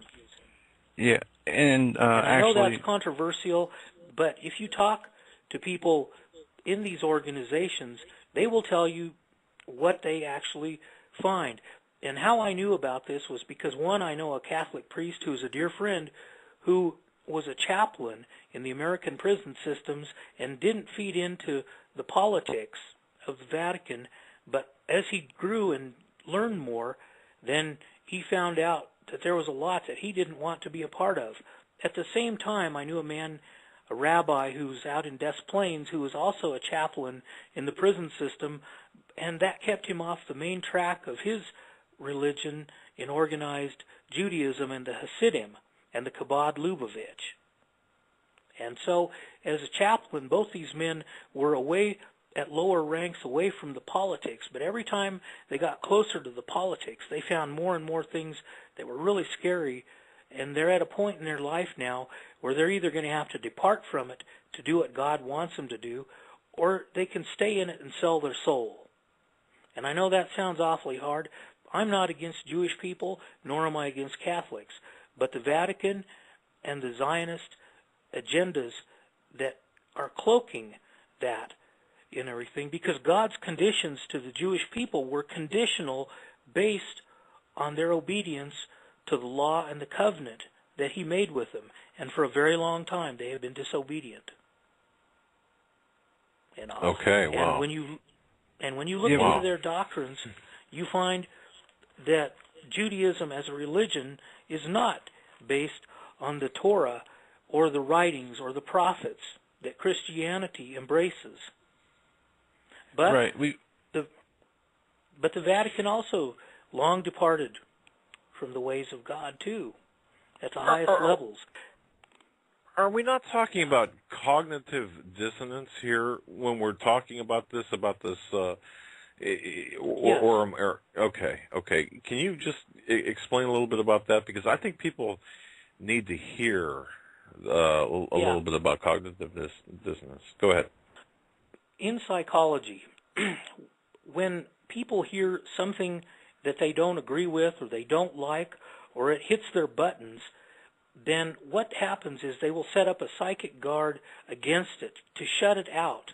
and all, and that's called cognitive dissonance because it goes against the fairy tales that they want to believe. And it can be the real truth, but because it goes against what they have been socialized from infancy to believe is true, then they will put up a guard against it, and it rattles against them, and you can't help these people when they're putting up cognitive dissonance against the truth, even though they could do it, but it goes against the fairy tales that they were indoctrinated to believe from childhood, and so you're breaking through a lot of years of conditioning and socialization that causes the cognitive dissonance, and it's almost like dealing with alcoholics in recovery or addicts in NA and AA, that you cannot help anyone in recovery unless they want to help themselves. And that's the bottom line, man. You know what, Mr. Ray? If I can just interject one thing here, and ladies and gentlemen, sure. I'll just share. Just humor me for 1 minute here. I think my first adult experience with cognitive dissonance occurred when, as an investigator, new investigator, essentially, back in the early 80s, I was tasked with the investigation of the brutal stabbing death of my uncle. My uncle was a guy who I respected. He was a school teacher. He was a member of the community held in high esteem. I knew him all my life. He did things for me that I could never repay. And I saw his body lying in his bed, blood-spattered walls, ceiling, drapes. It was one of the most heinous, brutal crimes I've ever seen. And it was at that time I learned that he led a homosexual lifestyle. He was a homosexual, and he led a lifestyle like, that would be equivalent to looking for Mr. Goodbar, for example. That, yes. I could not accept that. Mentally, it was so difficult to accept. And to me, that's when the dose of reality struck me right between the eyes.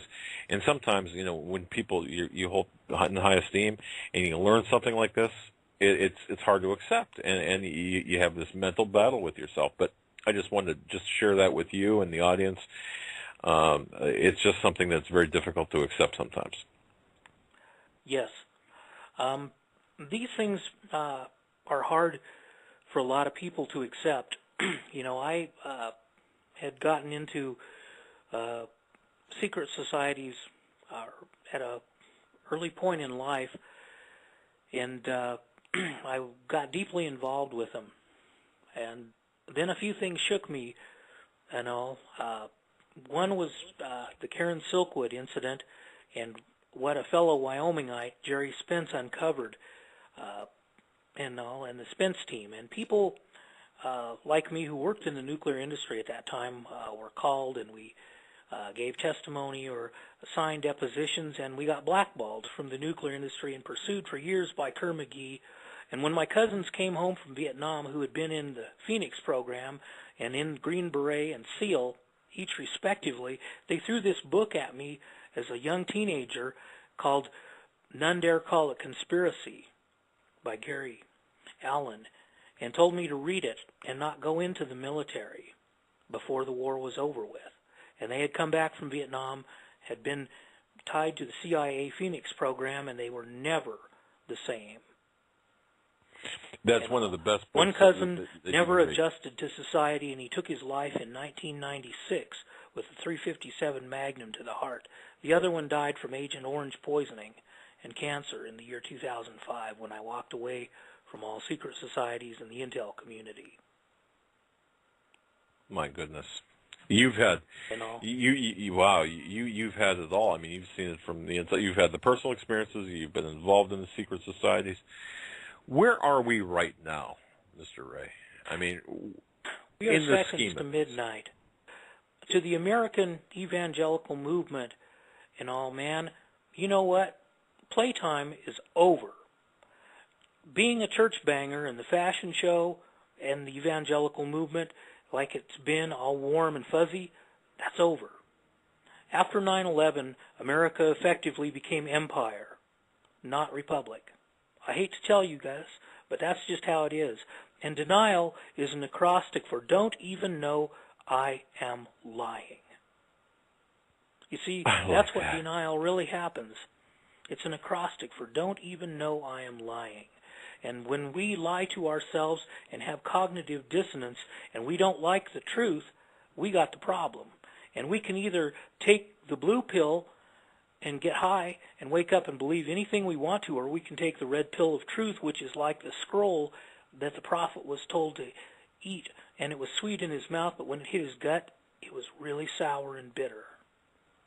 And that's how truth can be sometimes. Well, indeed. Yeah.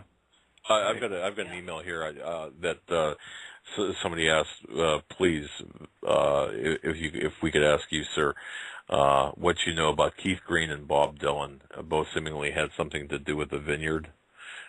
Is that something that you can talk about? Well, Keith Green was a young evangelical.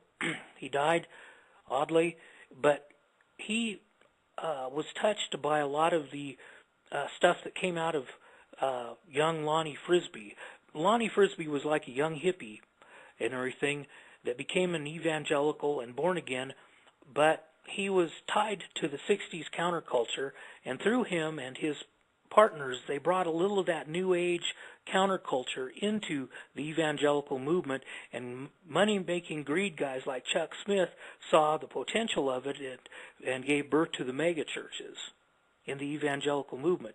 Keith Green, as a young minister, saw it, touched it, but did not partake. He died, and he was a good man. Bob Dylan, on the other hand, flat out said in a TV interview who he sold his soul to, and yes, he touched Christianity and a little bit of the evangelical movement, but he departed. Jeez. You know, but Keith Green, okay. He was one of the good guys. You know, there were some good men. Even though they were touched by it, they kind of had long hair like the early 70s and 60s, but they didn't sell out to the man, and they wouldn't have taken part in the mega churches. Keith Green was one of those men. Rest in peace. He's on the other side with God, as far as I'm concerned. I know about him well. And I know about the charismatics because I took a break from it when my son was born in 1980, and I wanted to raise him right, and I attended a church with some locals that I didn't know that they had devolved into a very cult-like charismatic thing, and I did that with trying to be a young single parent with my son for a while. It didn't work, and I didn't know how deeply the American charismatic movement had been infiltrated until I left it. I walked away, and it sucked so bad. I went back to the dark side of the force, man, and I was straight up honest about it. And I scared the bejesus out of a lot of people because I was very highly ranked in these secret societies on places, you know, like the Word Council of Nine and some other high things and all. And the more I rose up in the secret societies, I found how connected they all were, you know. And I became an automatic member of other ones that I hadn't even touched because I thought they didn't like each other until I rose up high and found out they were buddy-buddy. Okay. Wow. And all, and that's just how it is, and all. And I walked away from the evangelical movement in the 80s because the charismatic movement was infiltrated with a lot of New Age activity, a lot of cult activity, even degrees of mind control and propaganda. And it had become very toxic by the 80s. And it rose up with the neocons professing to be Christians on one side, and then you had Plastic Rebellion of MTV, but that was controlled opposition. It was like a puppet master that has on his right hand a Republican puppet, and on the other hand, he has a Democrat puppet at war with each other, and the audience just sees the two puppets at war with each other, and they can choose sides, not knowing the puppet master behind it who's laughing all the way to the bank. It's a magic show. I mean, it's theater. That's what oligarchy or shadow government is really all about, and that's what animates the world in the Western Hemisphere is shadow government or oligarchy that rules behind their presidents, their prime ministers, or their popes, or their revs. That's right. And folks, this is why you should be listening to this gentleman today. This is why we're seeing what we're seeing today. This is why we're on the precipice of a third world war. This is why people have no clue what's going on. Part of the reason, yeah, I agree. And I'd like to ask you... We're on the edge of Ezekiel 38. And World War III must be the chaos that comes to destroy the eco-balance and turn the world into the nightmarish landscape that the world will cry out for an answer.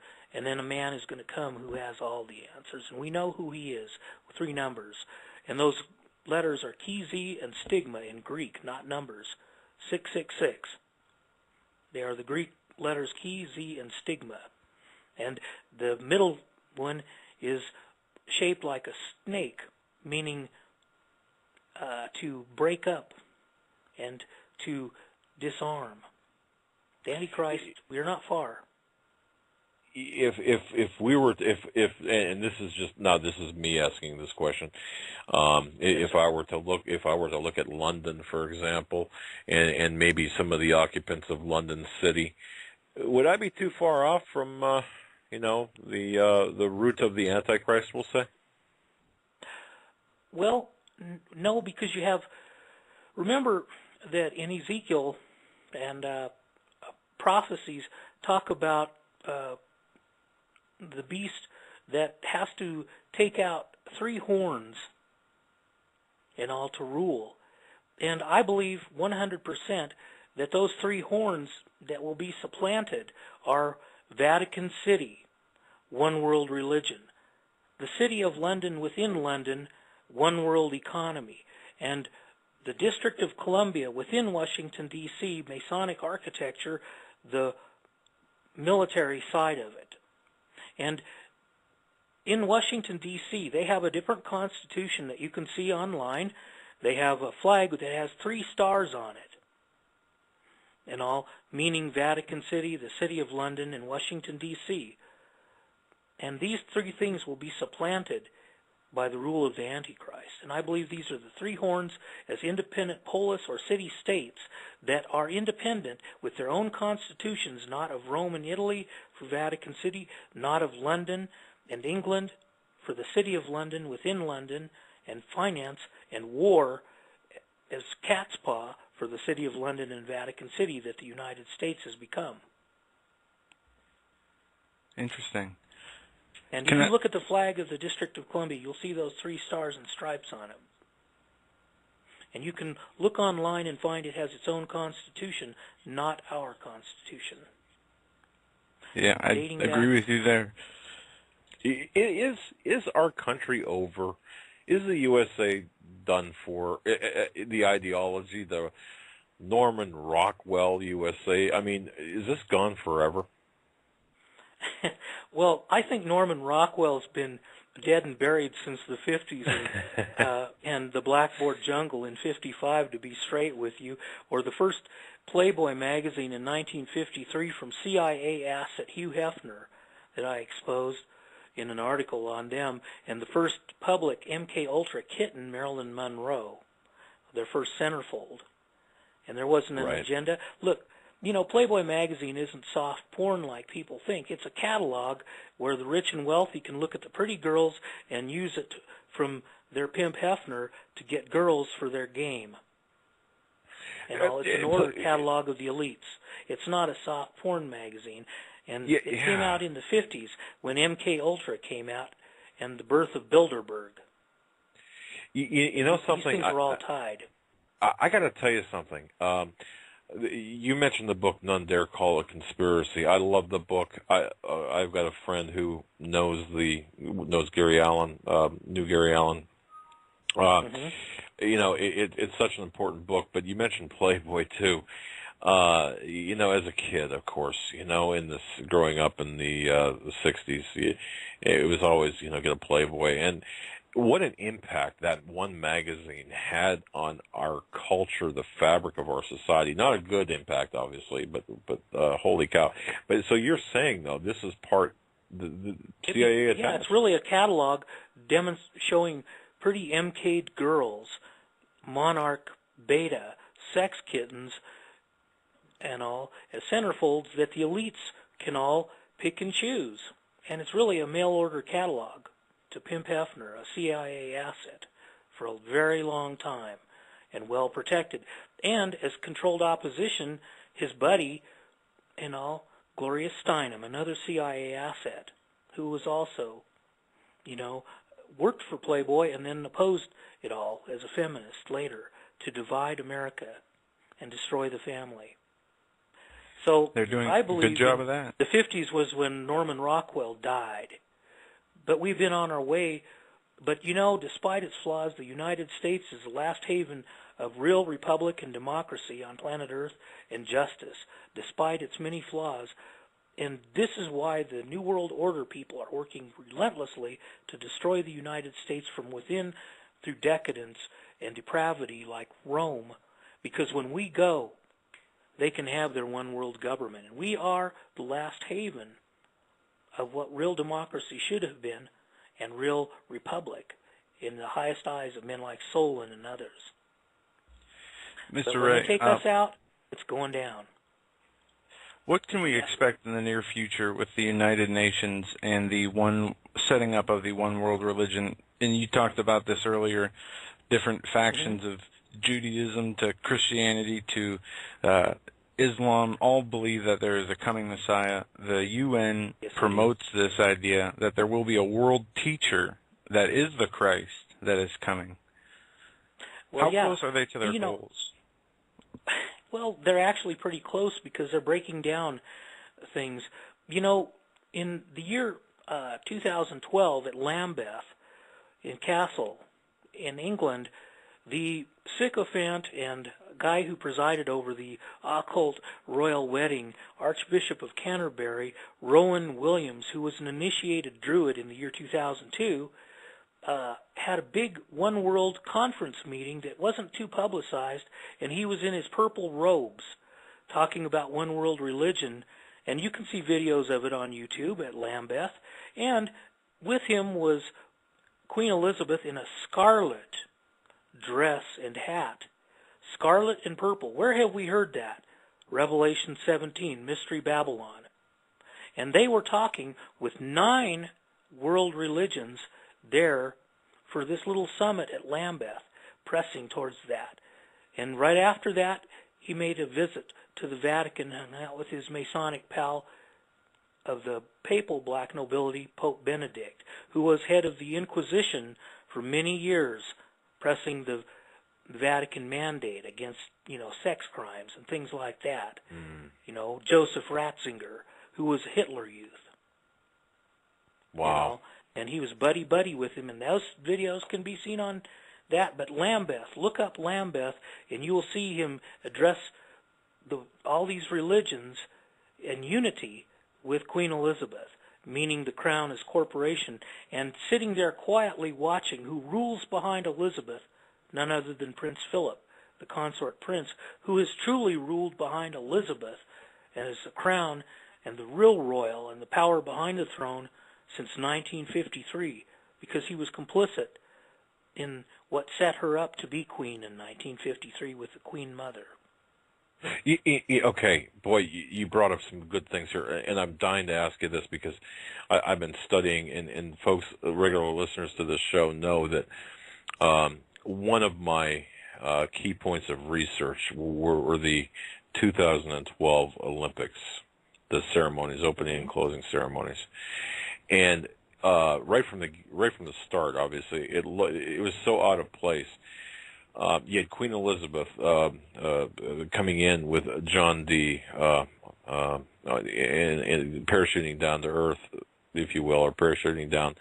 What can you tell us about the occult symbolism or the play that became the opening and closing ceremonies of the Olympics relative to what's going on today?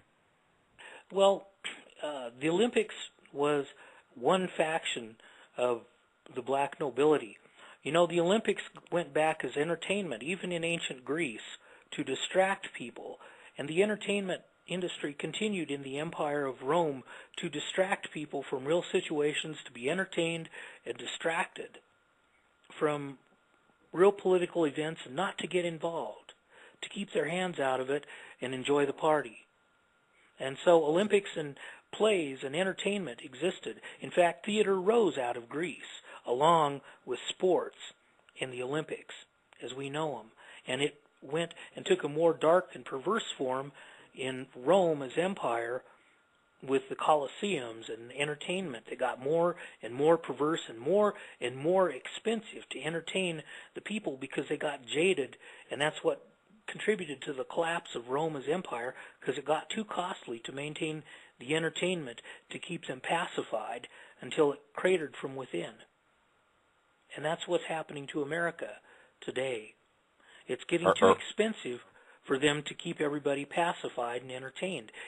They have to come up with bigger and bigger spectacles, and the 2012 Olympics were, yes, occult from the get-go, with Druid rites and, fires and things like that, but that was also the Diamond Jubilee of Queen Elizabeth and 60 years on the throne from 53, and all this kind of business.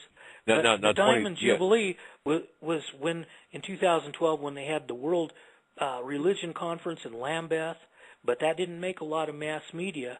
And then later, the big rites for Queen Elizabeth and the Diamond Jubilee, and there's one where she gave a speech, and right behind her was seated the third man in red, the Duke of Kent, the Grand Master of Freemasonry, Scottish and York Rite since 1967, just sitting there with a very satisfied smile while she talks and thanks the people for military service and all this good stuff and war and peace. And he's just sitting behind there because he, with Philip, ruled behind her. And so you got a lot of power of oligarchy behind even the Queen. And she has flat said in her 80s now that she cannot rule without Philip behind her, because he has been who's ruled behind her all this time. And now I understand his son, that, right. William Arthur Philip Louis Mountbatten, will take the throne. That's his whole name, William Arthur. The King Arthur thing, right? And Louis Philip. This is to establish a Camelot, if you will, or as I see it, and correct me here, Mr. Ray. Okay, are we not seeing the reestablishment of the British Empire? So the sun never sets on the British throne, British Empire. Even in America, the CIA and FBI have been the cat's paw of MI6 and MI5 a long time. In other words, the old story about the cat's paw, where the monkey sees chestnuts roasting on an open fire. He doesn't want to reach in the fire to get them, so he grabs a cat and uses his paws into the fire to get the walnuts out so he can eat them, and he splits and leaves the cat with burnt paws. Well, this is how the Crown as a corporation and MI6 has used the CIA to take the heat, or the FBI and the intel community, while it's really the masterminds and the Crown as corporation and MI6 as the monkey, using the CIA as the cat's paw to take the heat and do the thug work. You see, the District of Columbia was designed to do the thug work of the Crown and the Vatican. That's interesting. Now, time is running short. I want to get this in, and I don't know how much you want to disclose about this. You have a particular. Well, let me preface this by saying this. In 2012, we saw high-budget films. In 2013 as well, but films like Skyfall, films like the Batman. I can't. What's the name of that Batman movie? Dark Knight Rises. Yeah. Okay. But that gave way to, I don't know, maybe Aurora. Now, you've got a special, right, you've got kind of a special relationship with Aurora. You want to share that with our audience? Yes, I will. In the year 2012, I was at NAMM, and a lot of people don't know what NAMM is, but NAMM is a big music show in Anaheim, California, and then in January, and the whole music industry plans its year around the big NAMM shows, which are a big technology trade show that happen twice a year in January and July. And the fiscal year of the music industry works around that and all, and beginning in January. So that July, they had NAMM at Nashville. And I was coming home. We had attended NAMM over in Nashville and stopped up in Chicago to visit bros and friends from a lot of the old world, and was headed back on I-70, and I got a call from an old U.S. Secret Service agent who was a co-student of mine with a martial arts instructor who taught U.S. Secret Service agents the bodyguard trade once upon a time, and has taught U.S. Special Forces hand-to-hand close-quarters combat at Fort Benning in Georgia, SEALs and Green Beret. Anyway, he had talked to the teacher to run me down, and I got called to stop, and he said, in essence, another false flag has happened, but this one is very critical. And I got called in, and Aurora sits just east of downtown in Denver off I-70, so I go in there, and we just watch Homeland Security dressed as cops, groomed people being interviewed on mass media, telling about all these bad things that happened in Aurora, and this doped-up guy that they took away named James Holmes, whose daddy was breaking testimony on DARPA and some really nasty black technology, among other things. But I think Holmes disappeared and was set up to be captured as the fall guy so that it would shut his daddy up from telling about DARPA and all these other things. Anyway, the theater was not shot up to shreds like people thought, but inside there, after Homeland Security dressed cops and other people split, then what was there was a place that was not too shot up, but proof of over 70 people taken out by a very well-coordinated death crew of about 4 men that operate this way, and they came in and came out really quick around midnight when that movie was shown, and popped in several different things, like malls that have several different movie theaters in one building. Well, that's what it was, but several of the different theater sections were shot out, and these people were taken out very quickly, very efficiently, and then they found this doped-up guy, James Holmes, with a Glock 40 caliber pistol, which is very important because the 40 caliber was developed by the FBI with Winchester and unveiled in 1990 for the civilian sector of intel and cops. And that was a warning sign that this thing was tied to the civilian sector, not the military, or it would have been like a 9mm or a 45 automatic, which are military issue in essence, but not the 40 caliber Glock. And the other thing was AR-15, a semi-automatic rifle, which anybody that shot a semi-automatic knows that you cannot squeeze your trigger finger back and forth that many times to take out 72 people that fast. One man who has never been trained in firearms, and some people in the conspiracy thing have tried to say, well, he was Monarch programmed to be a serial killer. No way. You cannot take somebody untrained in firearms and weapons and ballistics and with a semi-automatic rifle that's prone to jam like the AR-15 to take out 72 people that fast and disappear. That was a well-oiled operation of false flags, and a very methodic death crew came in, probably 4 people, took them out using a personal defense weapon, the FN P90, and the bullet fragments can look like a .223 because it is a .22 caliber sized bullet, but the PDW, personal defense weapon, was also developed in the 90s, and this is a very low recoil weapon that can be used in close quarters very efficiently, where a normal machine gun or a AR-15, the barrel would rise if you shot it. You couldn't shoot it accurately, and then pumped on adrenaline and fear, and never been trained in firearms. James Holmes is a fall guy. and he was doped up on dope called scopolamine that's been used in Monarch MK for a long time, out of Colombia. So there was an MK Ultra component to it, but yes. Yeah, okay. But why? Holmes disappeared and was doped up to be the fall guy to shut his daddy up on one side. Okay, on one side. From exposing DARPA and other things that he was tied to. So Holmes is the fall guy taking the heat for what a very well-oiled death crew did. Right after that, the Sikh temple was shot up, and one of the guys was military, but the cops did take the one guy out. So it didn't work as well. And they have had other false flags happen, Sandy Hook and you name them, the Boston Marathon. Right. These are all false flags and everything that happened. But what I found was, out of that, I learned that there were interagency wars with each other, and intel agencies are at war with Homeland Security, who are America's Gestapo via the Patriot Act, in a nutshell. And intel agencies that have patriots do not get along with Homeland Security.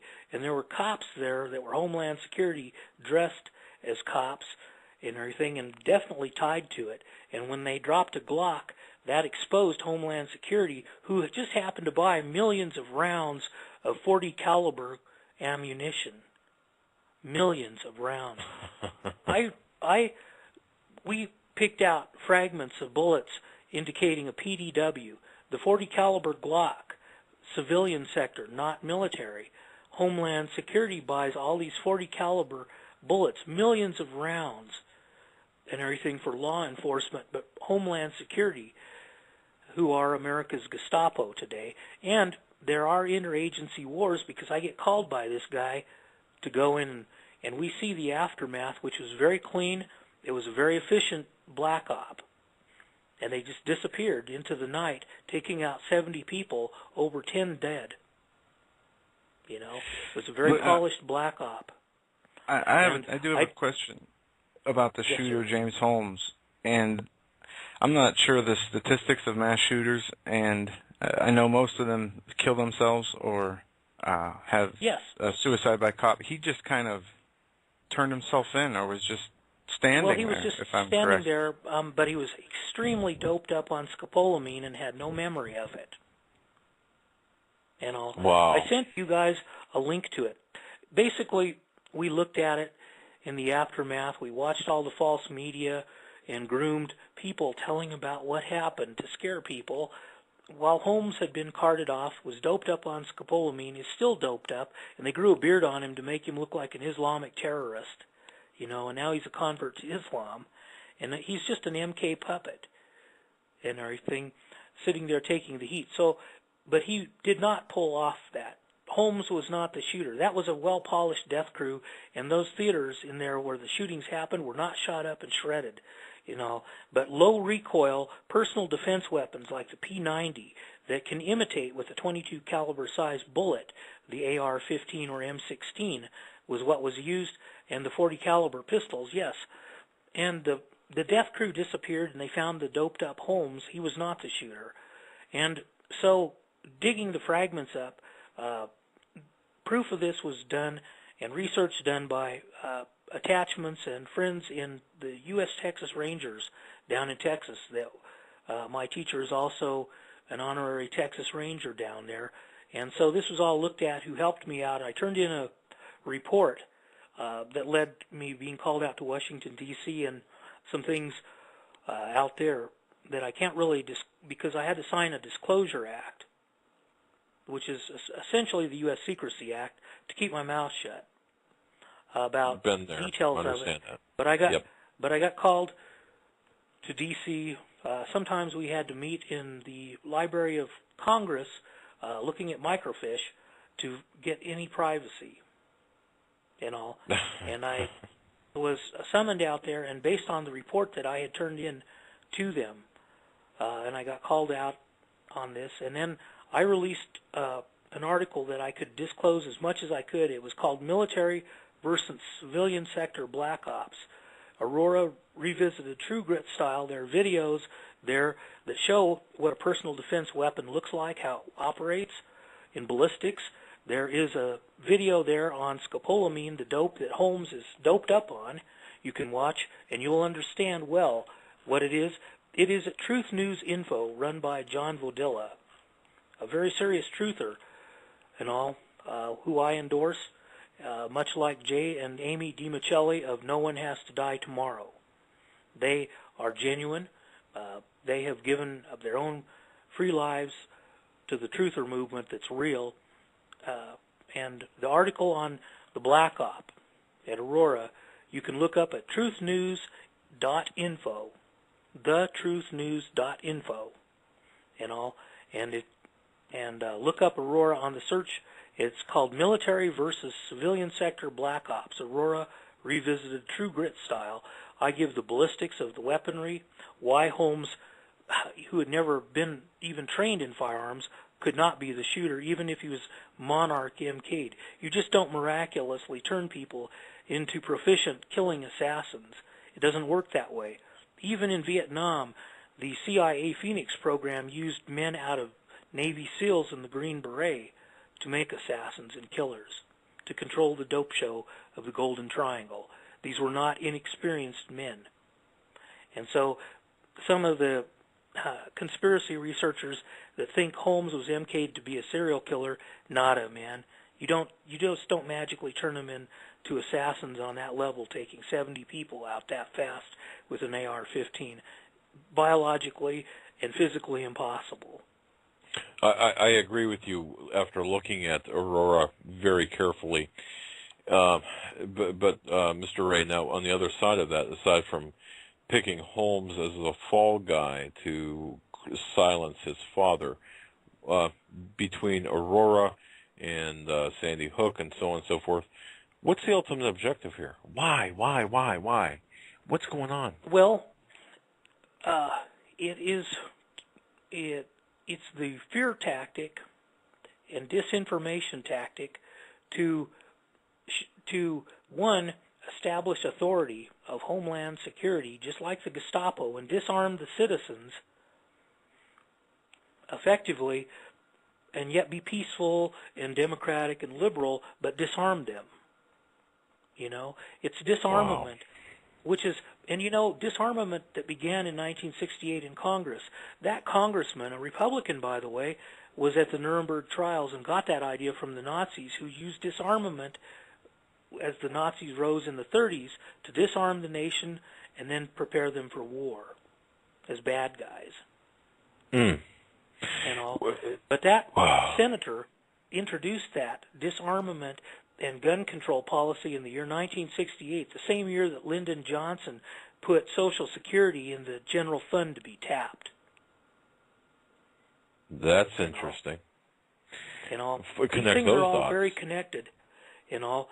But the main thing is the gun control thing is more of the agenda, to disarm gradually the citizens who are going to rise up against it, but to justify it more and more and more, to turn in their weapons and get national IDs and different things like that, to become more monitored.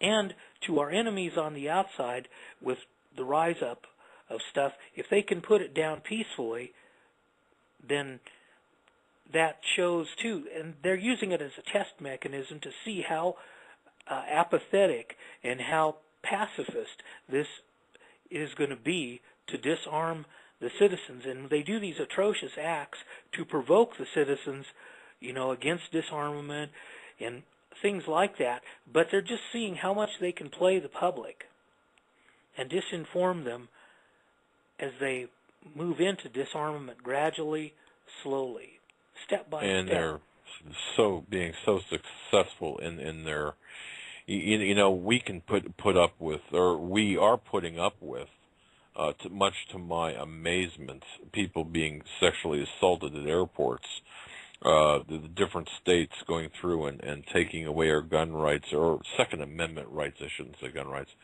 and they're so effective at doing this. It's incredible to me as I watch this This is all part of this larger agenda, right? I mean, this is it. But America, the Norman Rockwell vision of good old America was dying in the 50s, very carefully orchestrated, with rock and roll, but plastic rebellion to break up the family unit, and the word teenager to separate the generations, and the whole youth culture that evolved out of it.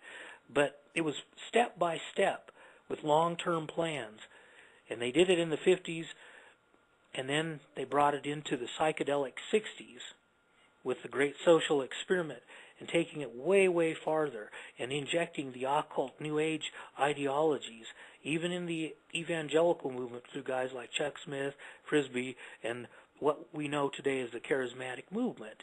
And of course, by then, a lot of these well-known evangelicals were Freemasons, very highly ranked.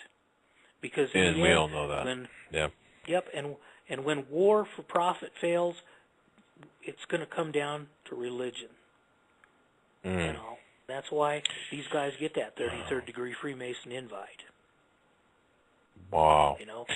Well, okay. Now we've got just a few minutes left of our program here. I've got to ask you. 2012 seemed to be a turning point of a spiritual turning point. You had so many things happen in 2012. To the occult world, the year 2012 was the year of the dragon. It was the year of the water dragon, meaning Leviathan, Job 41. It was not a year of bold-faced transition, but a very subtle transition of the serpent. But in the Chinese astrology, it was the year of the dragon, and the element was water. And that can only be one thing, Leviathan, Job 41, and in Isaiah 27, Leviathan, the symbol of the fallen one. Wow. Wow. But that was the occult element behind the year 2012. This year, 2013, is the year of the snake. And thus, it has proceeded from the dragon to the snake. This is the year of the serpent and the elites follow astrology. We know that. Even Reagan and his wife Nancy had an astrologer that they consulted very frequently. Bohemian Grove guy, Ronnie. Right. Okay. They use the dark sciences, the dark knowledge for their They earthly follow it gain. religiously. Is it fair to say that the occult, the secret societies, the power brokers, is it, because I often say this, and I want to be very correct when I say this, they follow the King James version of the Bible to the letter, do they not? Well, they know it well, but they work at perverting it. Correct. That's what I meant. Yeah. Yes, they're knowledgeable of it because they know what they're doing and they know who they serve at the highest levels. You must understand that Freemasonry, the biggest secret society in the Western Hemisphere, is a tool like oligarchy operates as a government with many secret things behind the scenes and rulers unseen and shadow government. But what Freemasonry was invented for by the 1600s and the 1700s, when the black nobility took over Britain and set up the city of London under William III of the House of Orange in the year 1689-90, when he became king for a while, and set the next rule in 1714 of House Hanover from Germany of the black nobility Venetian. What happened there was that Freemasonry was used as an indoctrination tool to enlist lackeys from the working class to serve the elites. See, Freemasonry was set up as a secret society of shadow government, disinformation, and oligarchy to enlist lackeys from the poorer working class, and they will rise them up. They know nothing. They're disinformed at the lower levels until they hit the 4th degree, where they enter through the royal arch of either Scottish or Yorkite in England, and then they move up the food chain and they learn as they rise what's really going on, more and more and more. But they are people who were out of the working class, not necessarily royals, but lackeys of the throne and the royals and the black nobility. Seeing that Freemasonry was invented with other secret societies to enlist lackeys out of the working class, to bring them up, to test their loyalty, and make them complicit in criminal activity at the highest levels for bribes and blackmail to keep them loyal and faithful to their ends. You know, and most people, a lot of them that get the 33rd degree invite, are generally and very often complicit in some very serious criminal activity like murder. Yeah, it almost, the way I understand it, seems like a prerequisite to get to that level. What you said about the last year being the year of the dragon. Was it the dragon, and then this year is the year of the snake. Is there anything in your mind that we'll see in 2013 that will turn things upside down in a way that... What should we expect this year? Well, the snake is very subtle. Even when the word black nobility is mentioned, or royals, people usually look at the UK and everything, and the royals in England, because we are tied to them through the City of London and other things since the year 1871, when we were a broke nation from the Civil War that they contrived. You know?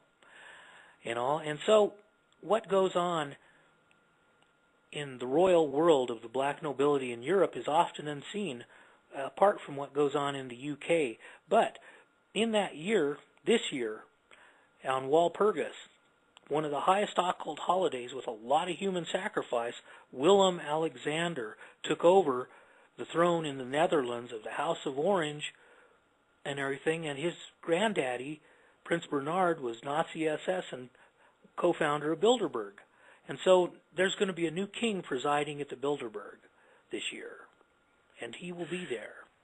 And the royals from the Netherlands also control things like Shell Oil and many other big interests behind the scenes and stuff on the European side. And you know, they look at the UK royals and blame the House Saxe-Coburg-Gotha, but you know, Prince Andreas in Germany is who rules over House Saxe-Coburg-Gotha. You don't ever hear about him.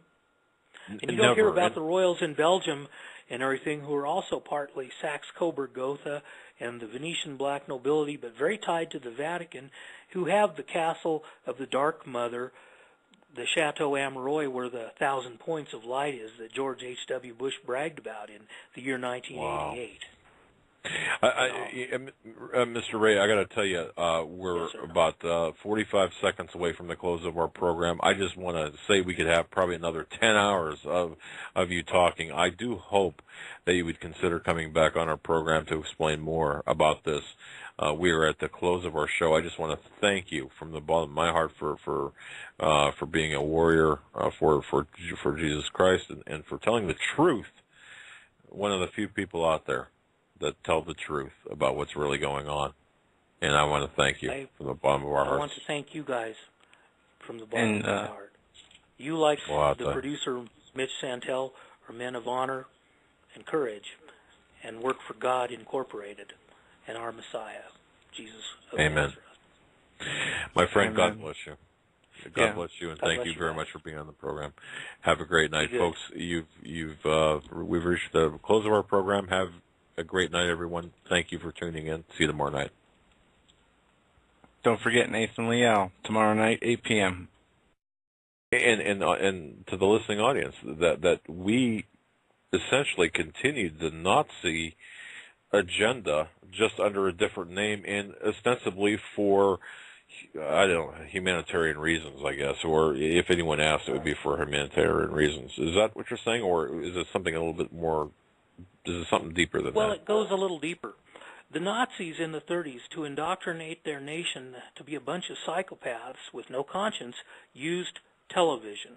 This was something that was not widespread. And the Nazis, when they intercepted that, saw the potential of how it could indoctrinate people through repeated timed images and sounds. And so they figured out ways to produce it cheaply. And in the year 1948, following the founding of the CIA and a great many things in the Western Hemisphere, everybody and their dog could afford a TV set to indoctrinate them. And so it began.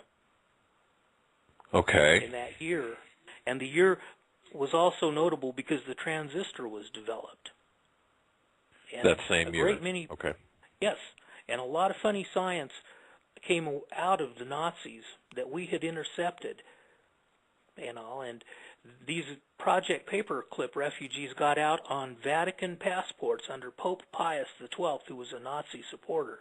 A lot of them went into the rat line to the South Pole and Antarctica. They called New Schwabenland and made their way to Argentina, Brazil, where there were Nazi support governments like Perón.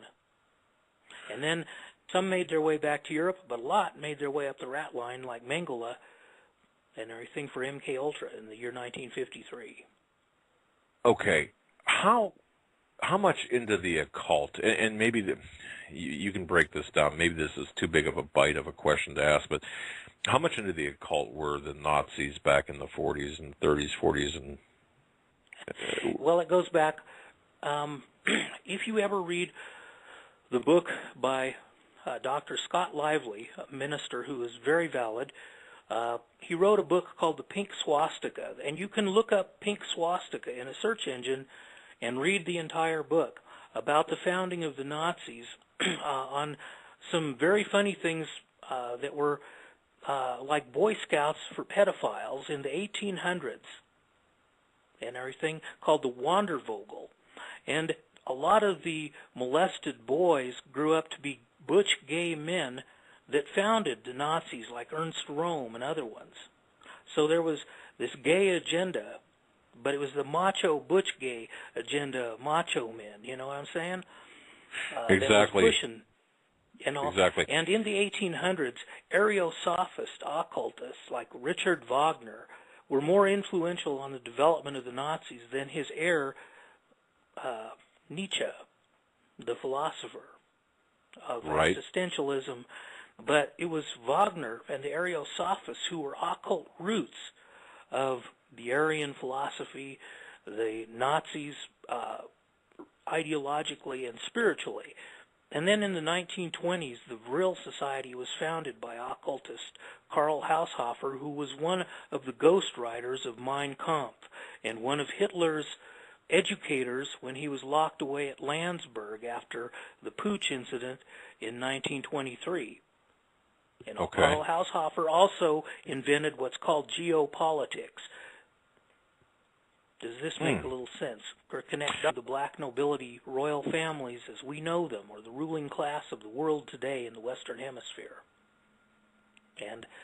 And basically where it begins on one side is you have the Gentile, non-Jewish black nobility families that happened of the split of Rome. And in the 2nd century, Rome split as empire to become the two iron legs that Daniel the prophet saw, east and west. This is historically borne out. Later, Justinian tried to unite it. It did not work, and it just continued to fragment his empire, cratering from within and without. In fact, the Eastern Empire lasted longer. But across Italy was a diagonal split around the 4th and 5th, and especially the 7th century. And the ones that went to the south, towards the Vatican and Rome, are the families that became the papal black nobility, like Juan Carlos, King of Spain, the Borgias, and things like that. And the Borgias are the papal black nobility family that gave birth to all the images of Jesus and Mary that came up in the Renaissance. We did a whole video on it. I just sent you the link to it. It's called The Greatest Blasphemy Ever Told. You watch that, and you'll know where those images came from. Next, on the northern and eastern split was Venice. And Venice, the royal families and the mercantile class all fled to Venice in its swamps and the island off the coast there when the Huns and others were invading. And so this gave birth to the Venetian black nobility as a seafaring mercantile class. And their way of doing things, even occult, is a little different than the papal black nobility families and the way that they all play. But when the Lombards came down from Germany and invaded that part of Italy, then they migrated into Eastern Europe as we know it, and then Germany. And that's how the Venetian black nobility got a foothold in Germany and the Netherlands. It was that migration from the Lombards around the 700s. And Sheeple black nobility continued. In Israel, when the diaspora began in 70 A.D., they split, and a lot of the Pharisees and Sadducees went to Iraq, Babylon, and wrote the Babylonian Talmud, which is essentially the writings of the leaven of the Pharisees that Jesus condemned put to paper in the Babylonian Talmud, that is the root of Judaism as we know it today, not the Old Testament. And they migrated up north into the Russias and Eastern Europe. So in that migration, they were tied intimately to the Venetian black nobility, and they are the Ashkenazis. This is the root of the Jewish black nobility, as in Rothschild. You heard that name? And then the split of the other Jews in the diaspora that moved along the Mediterranean through Europe and Greece and Spain and along North Africa and intermarried with the Berbers and other stuff and made their way into Europe. Those are the Sephardim. And out of that is a black nobility name that everybody knows. It was called Rockenfeld, that we know today as Rockefeller. And that's Sephardim. That's where it came from. Black nobility. Okay. And these... Is Mr. Ray was involved in several secret societies himself. This is a guy, Mr. Ray has got my absolute respect for, he's got my respect because he is the real deal. He knows of what he speaks. He knows about secret societies. He knows about the occult. He knows about what's going on, how mind-controlled we all are. He knows where the bodies are buried. He's got just a tremendous resume. He's had experience with MI6, Interpol, the United States Secret Service. I could go on and on and on and on and on, but I've got to tell you this. Mr. Ray is a guy who is an expert. If anybody out there knows the truth about what's taking place with respect to the matrix in which we live, Illuminati, the power players behind the puppets, it's Ricky Ray. I've actually followed his work for a long time and not really getting it until a few things clicked, until one of my good friends, a man inside the intelligence community, said, look, this is actually going on. You've got to understand what exactly is what's going on. And pointed me to various things, and sure enough, it was Ricky Ray who was the man behind a lot of the writings that the intelligence insider was telling me to read and learn and study and understand, because, folks, we are living in the matrix. So it's our distinct honor. It's our tremendous honor to have with us tonight Ricky Ray. With that, I'm going to bring him on and welcome him to the Hagmann and Hagmann Report. Ricky, how are you, sir? Good evening. How are you? Very well. I want to thank you so much for joining us tonight and for your willingness to talk about things that are, well, pretty uncomfortable. I'll tell you that people knew what was going on out there, and I know that you're gonna shed some light on just how deep this rabbit hole that we live in goes. I will. Okay. What we'll do is, well, let me ask you this, Mr. Ray. Where do you want to start here? Because we've got some time, but I do want to give you the ability to yourself kind of structure your presentation tonight to our audience in the best way possible. So you tell me where you want to, how you want to start, where you want to start, and we'll go from there.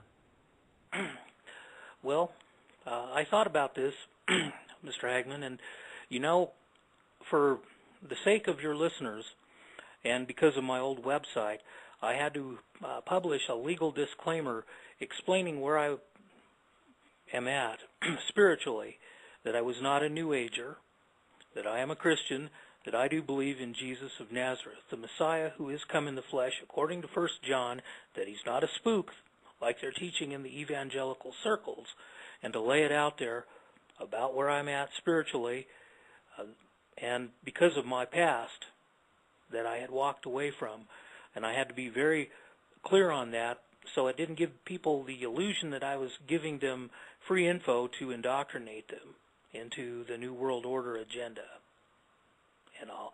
In fact, just now I'm sending you some videos that we did on where the Jesus and Mary images really came from in the 1400s.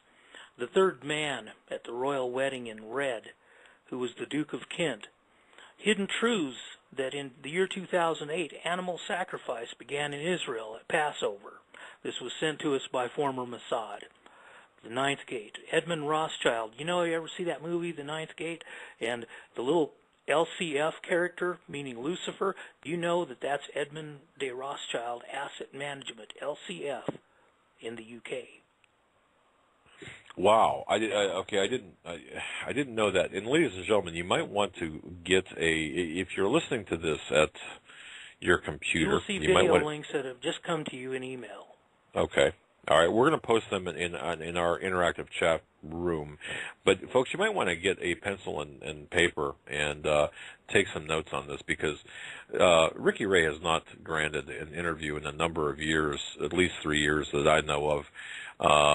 I've got to tell you something. And by the way, we're going to post the links to those videos on our website prominently after the show. Because they're so important, Mr. Ray. But go ahead and continue. Now, and I do want to just say this: you are a Christian. So you believe that Jesus Christ is our Lord and Savior. Just so Absolutely. people understand where they're coming from. Okay. But you were involved in several secret societies. You were elbow to elbow with these people, shoulder to shoulder, right? Yes, I was. All right. Well, take it away. Go ahead and take it away, even if you want to talk about how you got into it, if you feel comfortable with that, or what you saw, or just we're going to give you the floor. Go ahead and present what the heck's going on today. Well, mass media has been indoctrinating people since World War II. Before the Nazis became a world phenomenon in World War II that was, set up illegally and bogusly, I believe and know 100% that the Nazis were set up deliberately as bad guys so that they could pursue black science, where in the Western Hemisphere, the pursuit of that kind of black science would have caused a world outcry. And so they had a manufactured bad guy who could go as deep as it goes in technology and indoctrination, mind control, trauma, torture, and get away with it for a while, and then they could be fought against, defeated, and all their knowledge intercepted and taken from them and all, and be tucked away among the Allies, like Project Paperclip, sending Nazis in high places to the United States, like former SS Werner von Braun and NASA.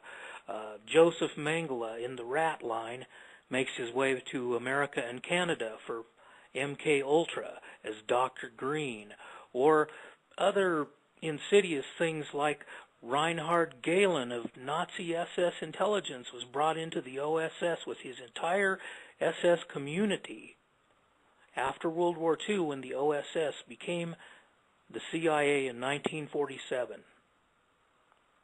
Wow. So what you're telling us... really, really deep. Okay, yes. But just so I'm clear, what you're telling us... Karl Haushofer coined the term geopolitics for the taking of living space, or Lebensraum. And he was highly occult. He developed the Vril Society, which was just like if you ever saw the 1984 movie Dune and the Sisterhood of the Bene Gesserit occultists, that was what it was. Women who were deeply immersed in the occult and used to channel and intercept fallen angelic knowledge to develop the black science of the Nazis, like flying saucers. Straight up, man. Wow. You know? Well, and you were talking to a guy who is a member of the Vril Society because it still exists. To this day, it still exists? Yes. They moved through the rat line and made their way into Venice, and they have a house in Munich. Okay. I just want to say to the audience, Mr. Ray, I just want to say this, and I want to thank Marianne. In the studio, I'm actually holding a copy of the book, The Pink Swastika, and I've got to tell you, it's a pretty heavy read. It does talk about Karl Haushofer. It talks about, suggesting that, of course, Haushofer was a homosexual, in addition to the demonization things taking place and so on and so forth. But it's definitely folks, if you have the opportunity, the Pink Swastika, the subtitle "Homosexual in the Nazi Party." Grab yourself a copy. It's important reading. It's important background reading for what Mr. Ray is speaking about. But so this whole thing still exists today. The society, I guess, what you're saying. Yes, and the symbols of the Schwarz Zone or the Black Sun and the Vril Society are still illegal in Germany and can get you arrested for displaying them in public. They made their way in the rat line, a lot of them back to Venice, where the black nobility began. Of the Venetian side of it, and then some of them made their way back to Germany, and they do have a house in Munich. They have a site called Causa Nostra, Our Cause. Okay. Now let me ask you this. Sorry for interrupting here, but a lot of people hear the phrase and they will do a search on black nobility. At some point, maybe this is the proper time.